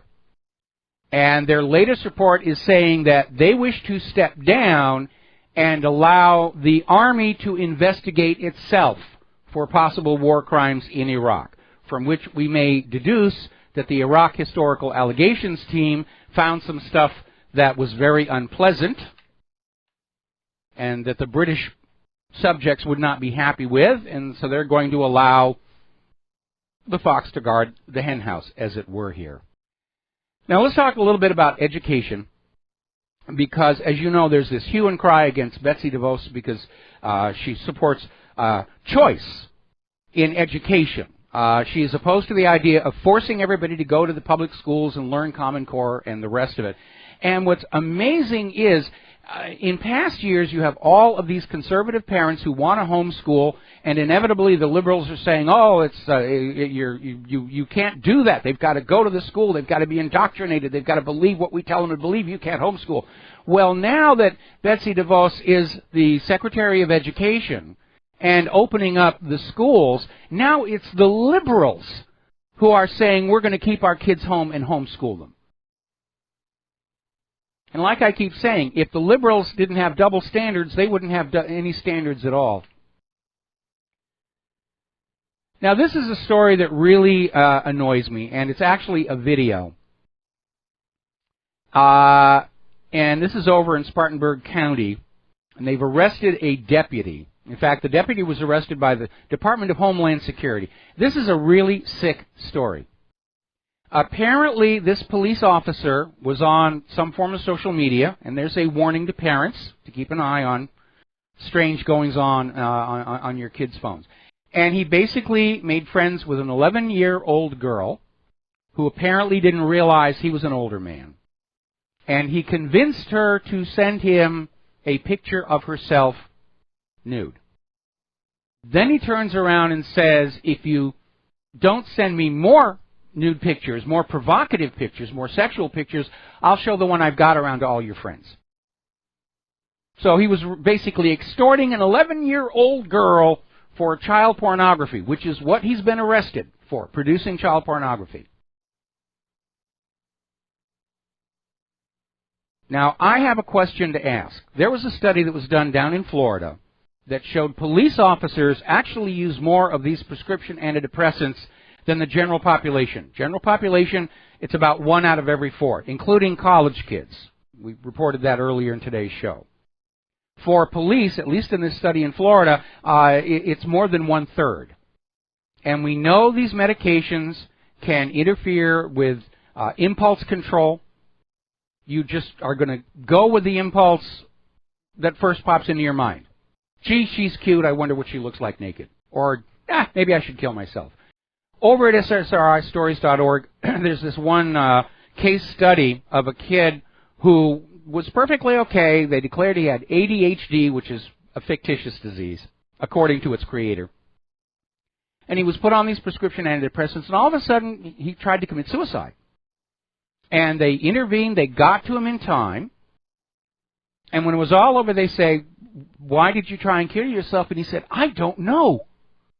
It just popped into my head, and I went with it. Now, I'm not going to make excuses for this police officer. And my sympathies go out to this 11-year-old girl who's had her innocence and youth stolen from her, and she will never get it back.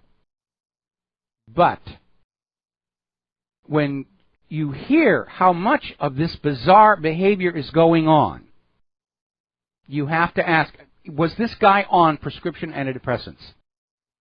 We need to know. We have a right to know what's going on with these medications.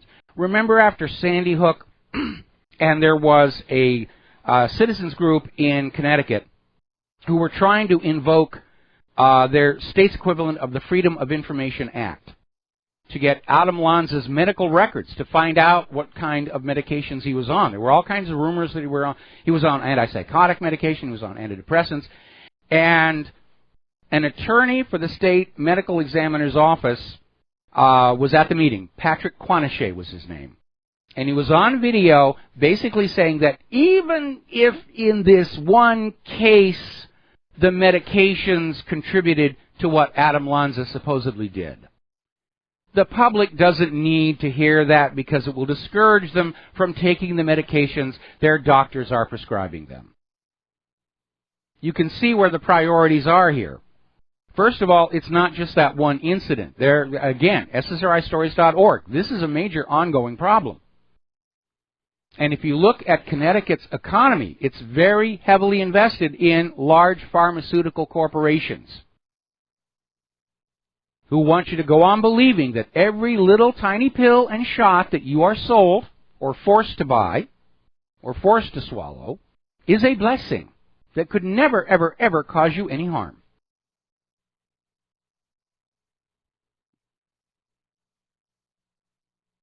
The United States may be drugging itself into national insanity and aberrant behavior for the sake of a fast buck. And like I said, my passion, if you will, on this subject goes back to a very bad experience I had with these medications many, many years ago. Probably almost 30 years ago now. And I went to my doctor about something completely unrelated, and I was going through the breakup of my first marriage. And my doctor said, how you doing? And I told her, well, I'm not entirely cheerful with what's going on. She said, here, you need these. And for 4 weeks, I felt great. It was fun to be with. And then I had this black depressive crash, and the only way I got through it was I just sat there saying, it's the chemical, it's the chemical, it's the chemical, it's the chemical, and I will never, ever touch those medicines ever again. They are dangerous. And again, all those mass shooters that the gun grabbers like to wag at us as a reason for us to give up all of our guns were either on or withdrawing from those medications. Most of them. We don't know about all of them because more recently, citing the privacy rights of dead people, that information is being withheld. They don't want you to see the link. I think anybody from outside the United States looking collectively at our behavior is going to wonder if our nation is in fact going insane. If we've chemically doped our brains to where we're just behaving without restraint, whether it's going after 11-year-old girls on the cell phone or beating up Trump supporters in the street or breaking windows in Berkeley. Restraint of our behavior seems to be going away, and there may be a pharmacological cause for it. It deserves to be looked at. I'm hoping that maybe after Trump's Vaccine Safety Commission and Robert Kennedy start pulling the lid off of how dangerous some of those medications are, the public's going to wake up and say, maybe some of these other things we need to be careful about. They'll stop believing those glitzy ads on TV. They'll stop trusting blindly their medical practitioners. They'll start reading the package inserts where they openly admit the DTaP vaccine causes autism.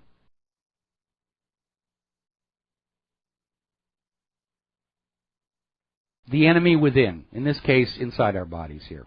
Now then, let's talk about Standing Rock and the Dakota Access Pipeline.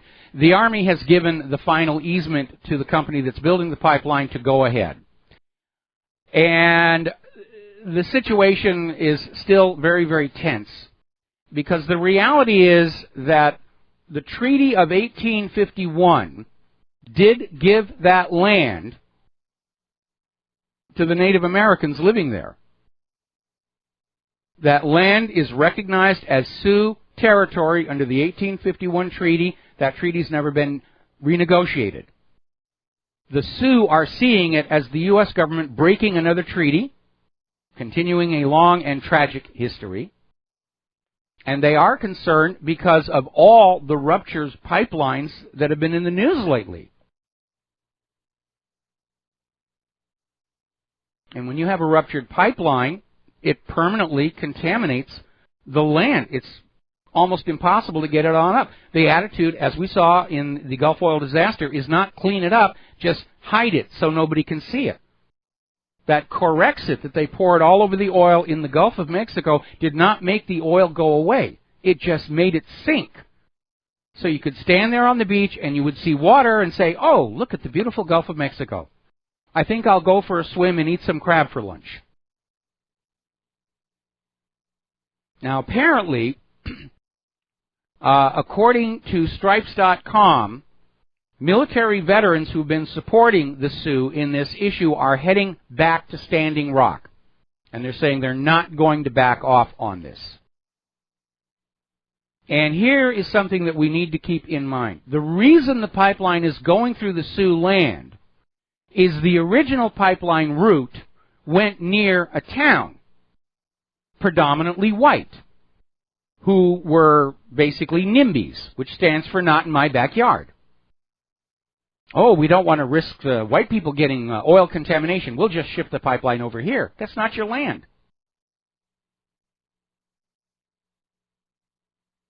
And we're seeing clearly, even under President Trump, a government that does not comply with its own laws, does not feel any obligation to respect any treaty anywhere, and that's going to make it even more difficult for Trump to negotiate with other countries. If those other countries do not believe the United States government keeps its word on treaties, that's a serious impediment to any kind of a peaceful resolution of anything that's going on right now. Now, Huffington Post is back on out there pushing the vaccine sales. And having gotten laws in many states and aiming for a national one to mandate vaccines for children, now they're going after another segment of the market, adults. Really? I thought those childhood vaccines were supposed to last your entire life. Oh, no, no, no, no. You've got to get vaccination every 5 or 10 years. Money, money, money, money, money, money, money, money, money, money, money. And so Huffington Post is out there pushing vaccines mandatory. You must have them. Blah, blah, blah, blah. All right, we're going to take a break for commercials. More about this when we come on back. Phone lines are open, 800-313-9443, and we'll be back after these few words from our sponsors. Aloha, America. Welcome back to the show here. Now, what we're seeing is the pushback against Donald Trump's Vaccine Safety Commission, which is going to be chaired by Robert F. Kennedy Jr., who is a vaccine critic going way, way back. He has devoted years of his life to studying this.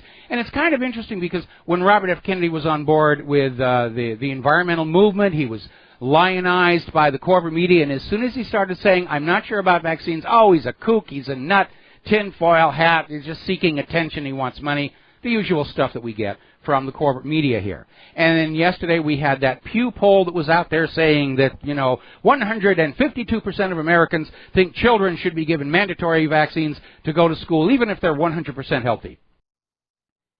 And so today we have this article out of the Huffington Post saying why skipping vaccines is a public, not personal health choice. Trying to push that idea. You will accept your vaccines. We will tell you what vaccines that you will take. You will pay for them, of course, but we will tell you. And so this is the beginning of this media push to support the medical industrial complex. Vaccines are good. Vaccines are wonderful. Anybody who says vaccines are harmful is a tinfoil hat kook. Yeah, but the package insert on DTaP says it causes autism. Oh, well, whoever wrote the package insert was a kook. I mean, it's a PR campaign.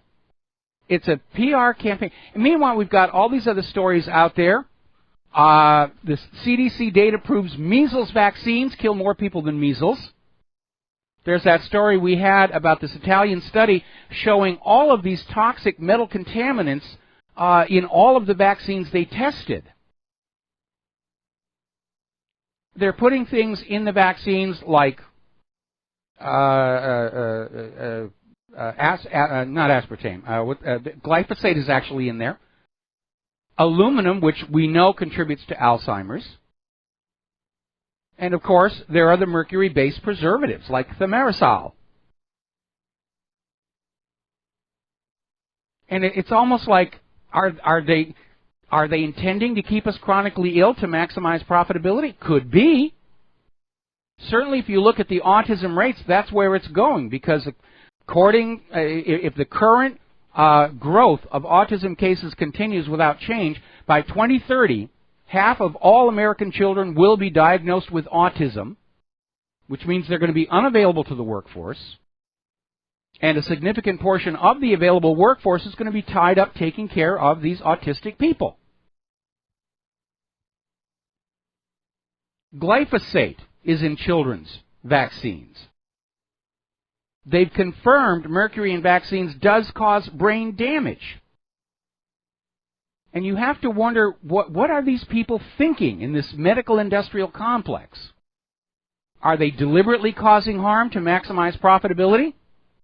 Remember that doctor who got sent to prison for 45 years, spent his entire career telling perfectly healthy people they had cancer so he could sell them chemotherapy and radiation.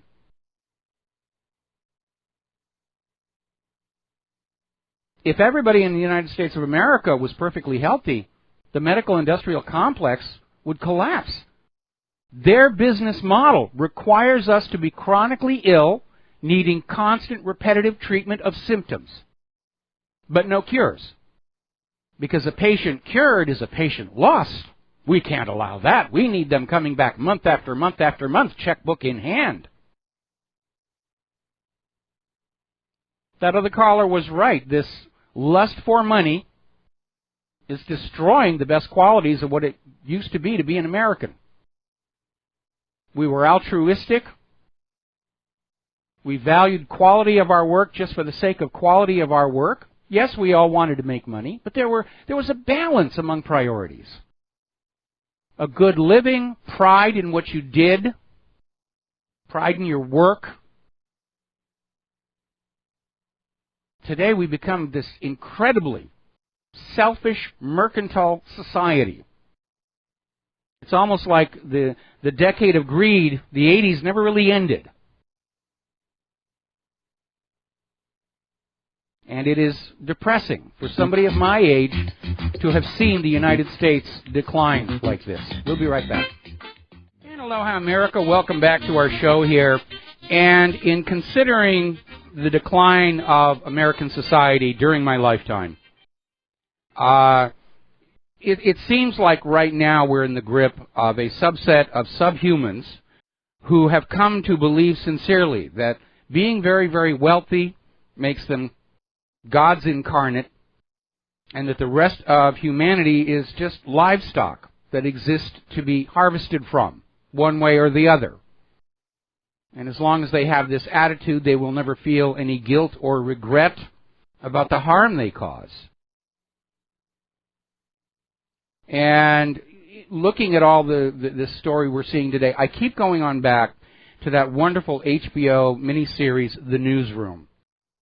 And the premiere episode where Will McAvoy, who's played by Jeff Daniels, is at a college speaking event.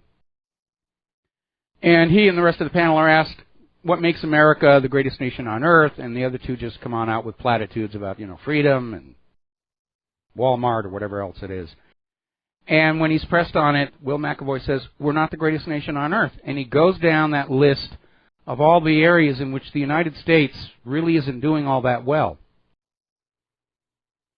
Now, I don't know that America has ever been the greatest nation on earth. But there is no doubt that at one point in our history we were a great nation.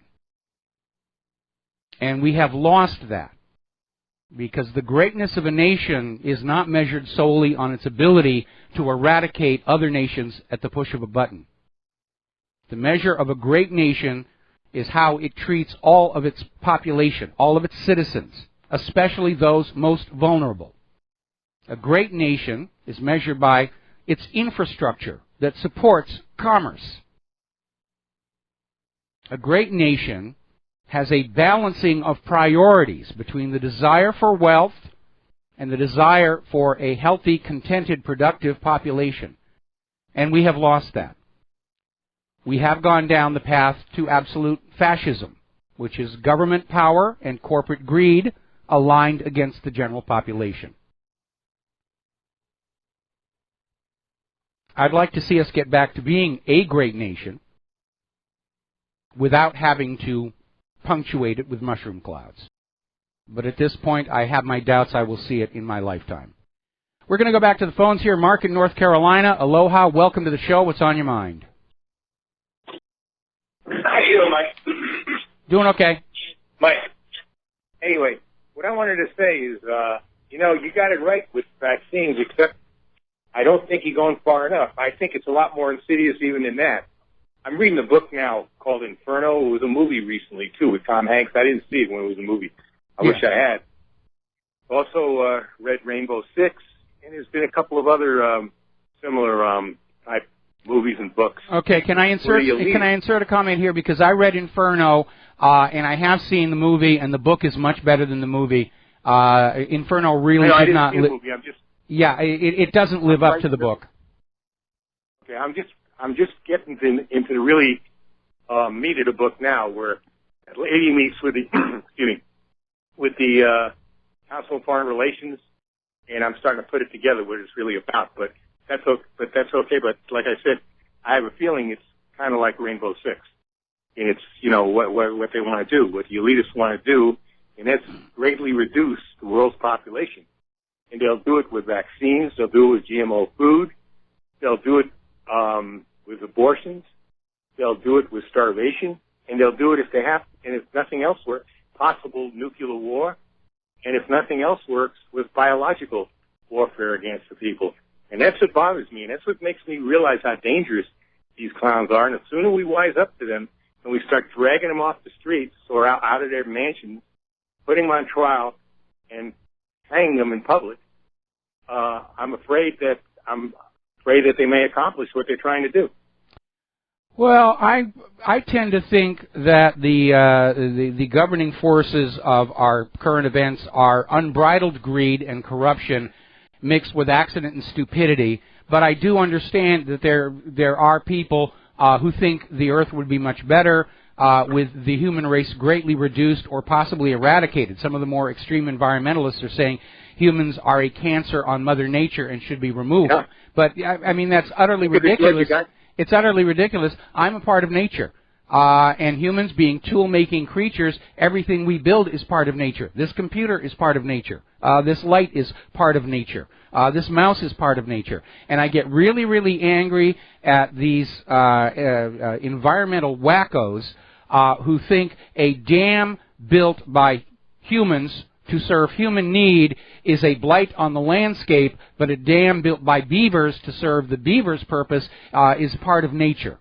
They really are both part of nature. Now, obviously, I believe in the wise use of the environment and resources, but in the extremist environmental situation, they want to just change things around amazingly.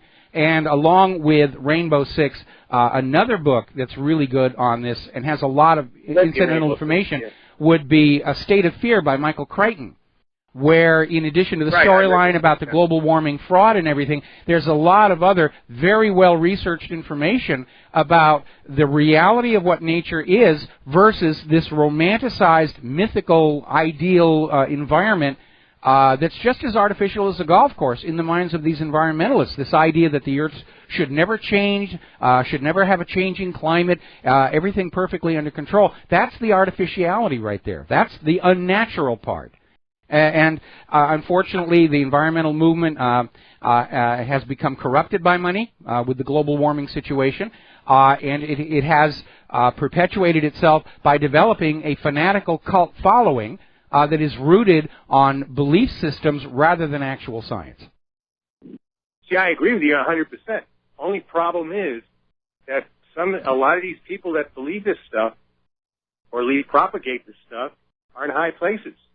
They're either very money-type people or they're in very high positions of political power. Mm-hmm. They're very influential. And it's like Rainbow Six. It showed these were all elitists that they basically wanted to carry out the horrors they wanted to carry out. Yes. And that's why I say we gotta be very careful. We've got to get to the bottom of who these people are. I have some hope now with Trump that Trump at least is doing something. He is putting a guy like RFK Jr. in there to find out about these vaccines. Because we find out about the vaccines, I think we'll find out how guilty the Gates Foundation is involved in this stuff too. Well, once they crack open, once the conspiracy of silence around the reality of the medical industrial complex cracks open with vaccines, everybody's going to start looking a little more closely. It's like when Edward Snowden began to leak out that the NSA was spying on all of us, and all of a sudden everybody started looking everywhere. Who's spying on us? The Stingray system, FBI, PRISM, and all the rest of that started to come on out. It's like the crack in the dam. Once it happens, you're not going to stop it, and it's all going to come on out. Hey, by the way, you say that I'm reading the book. I never seen the movie. You say the book is better than the movie? Inferno, absolutely. For one thing, they changed the ending in the movie to make it everything is all sweetness and light, and I'm not going to tell you anymore because you're not all the way through the book. Okay, don't tell me anymore. I want to know. But where it looks in the book, it looks to me like this is basically Rainbow Six. Yeah. I'm going to let you finish the book here. But unlike Dan Brown's earlier books, The Da Vinci Code and Angels and Demons, where the movie was a faithful representation of it and enjoyable, Inferno was a bit of a disappointment. It was? Okay. Okay. Well, all right, I appreciate you telling me that. So, but the movie isn't even worth it at all then, huh? Well, we did watch it because it was Tom Hanks and it was Dan Brown, and I had read the book, but it was a bit of a letdown. I mean, you don't think the book was that good either? No, the book was great.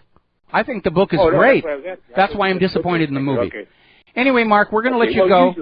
We're going to let you go here because I'm running out of time and I got a bunch of stuff I need to cover, including human-caused global warming. Insert ominous music here. Here's a very, very bizarre story. This is out of the Daily Mail, where they're talking about the weather here in the United States. There's another major snowstorm coming in to New England. It's going to be a very, very heavy one. And what's really interesting is they're making the point that in between the snow and ice, we're getting these record high temperatures just hours before the snow came on down. And what's going on here is the corporate media is not able to convince you not to look at the snow and ice any longer.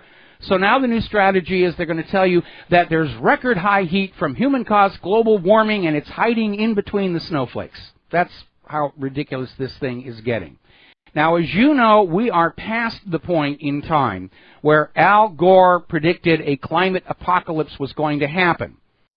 But since he's got his sequel movie coming on out and nobody's going to see it, he's trying to come on out and say, actually, it did happen, you just couldn't tell. You weren't paying attention when his prognostications came to pass. Classic political situation here.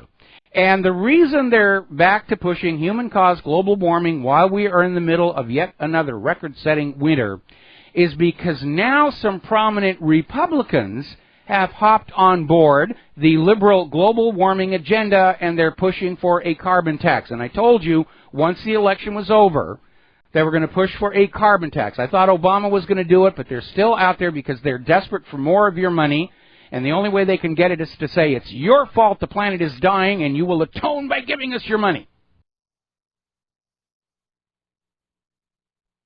Now then, there is a highly respected medal-winning climate scientist, and his name is John Bates, and he had previously been a star of the global warming cult, and he's just thrown a major monkey wrench into the global warming agenda because he is calling attention to the fact, and we reported this earlier, the climate report put out by the National Oceanographic Atmospheric Administration, and people are already sending in alternative names for that, that claimed there was no pause in global warming was junk.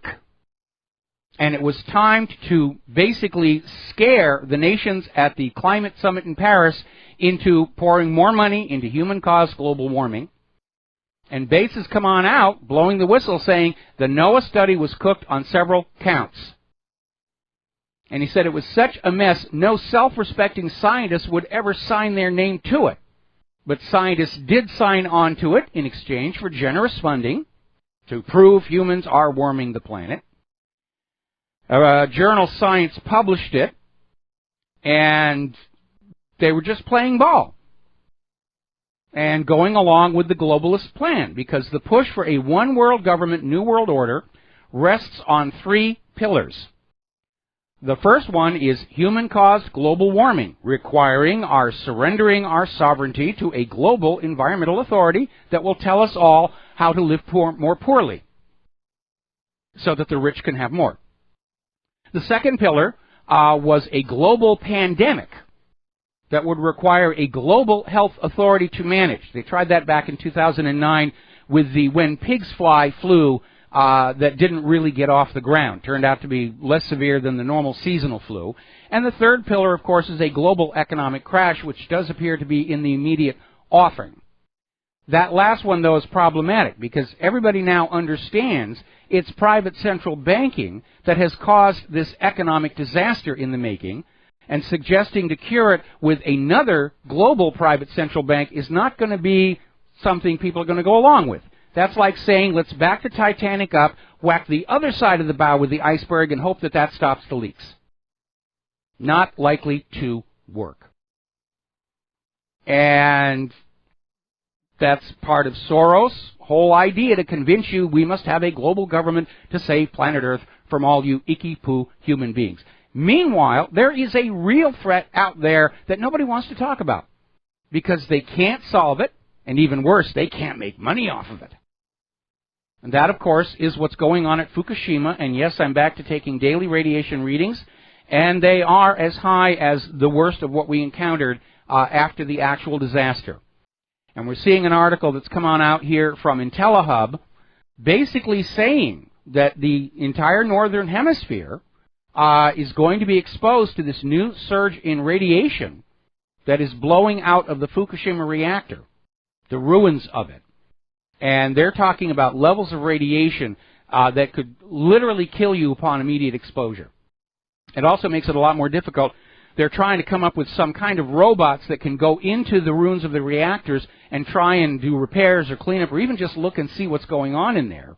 And the radiation is so intense, it's frying the chips inside the robots before they can really get in there. Maybe a time to resurrect the idea of discrete component electronic assembly. But even then, there is no solution. There is no solution for this. But they're not going to make a big deal about it because they can't fix it. See, with human-caused global warming, they can take your money and take your freedom, and then a few years down the road say, we solved the problem. With Fukushima, even if they take your money and your freedom, they can't come back a few years and say, we solved the problem, because the problem's still going to be there. So they can't make money off of it, they can't solve it, therefore it's not important. Politicians and the media are only interested in those events that can be monetized or used to political gain. And Fukushima is a disaster in anybody's book. Not just health-wise, engineering-wise, it's a political disaster. For Japan, for TEPCO, for General Electric. And we should be paying much more attention to that.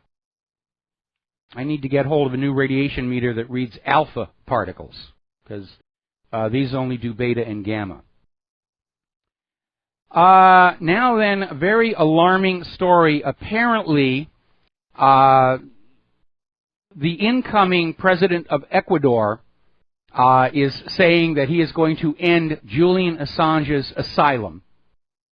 And we don't know what's going to happen to him at that point, whether he will be able to flee to some other embassy who will give him sanctuary. But that is a very, very alarming development. Now, technically, Assange is, well, we've got to take a break for commercials. We'll be right back. And aloha, America. Welcome back to our show here now. Julian Assange may be losing his asylum status with Ecuador. Hopefully somebody else will step on in. You need to remember, at this point, the only actual crime Assange is accused of was a sexual assault. And as it turns out, the woman who was reported to be the victim has gone public saying that none of this stuff ever happened, that the police were coercing her into filing this report so they could get Assange for exposing all this stuff in WikiLeaks. So we'll see what happens with that, and we certainly hope for the best for him.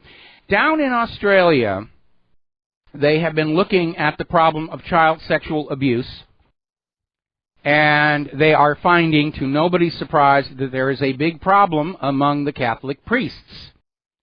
And according to the reports they released first of this week, 7% of Catholic priests who worked in Australia between 1950 and 1975 were accused of sexually abusing children. 78% of the victims were male, 22% were female, with the average age at the time of abuse 10.5 for girls, 11.5 for boys. So it's still a problem out there. Now then, probably a lot of you are very concerned over the recent tendency for companies to sell you products and then act like you don't really own them.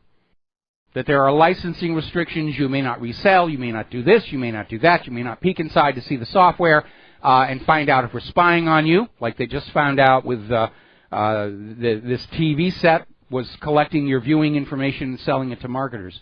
So Representative Blake Farenthold, Republican of Texas, and Jared Polis, Democrat of Colorado, have just reintroduced their You Own Devices Act, or YODA for short, which, if passed, will allow ordinary people to reclaim ownership rights in the software-enabled devices you buy. They're going to start pulling on back and saying, yeah, if you own it, you own it. And the company doesn't have a right to come on in and say, you're not allowed to peek inside to see if we're spying on you. Because it does get a little ridiculous and over the top.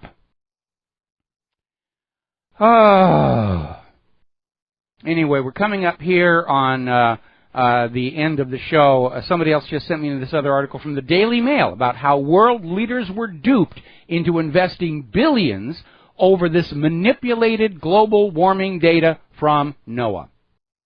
At this point, just like Thomas Jefferson said, even the truth should be distrusted if it appears in a newspaper. At this point, I think the prudent course of action for everybody on planet Earth is to just distrust anything coming from the U.S. government and its agencies. Just presume it's a lie or a hoax and let them prove it to you that this is reality or that is the law or this is this or that is that. That's the safest course of action. How do you know when a politician is lying? Their mouth moves and words pour forth. There's the music. Time for me to get on out of here and get something useful done with the rest of the day. We'll be back tomorrow, Thursday, here on the Republic Broadcasting Network. Until then, stay safe, stay warm, stay skeptical. Keep yourself fully informed, make good choices, share what you know with everybody that you know. Thanks for spending some time with us today, and we'll be back. Aloha, America.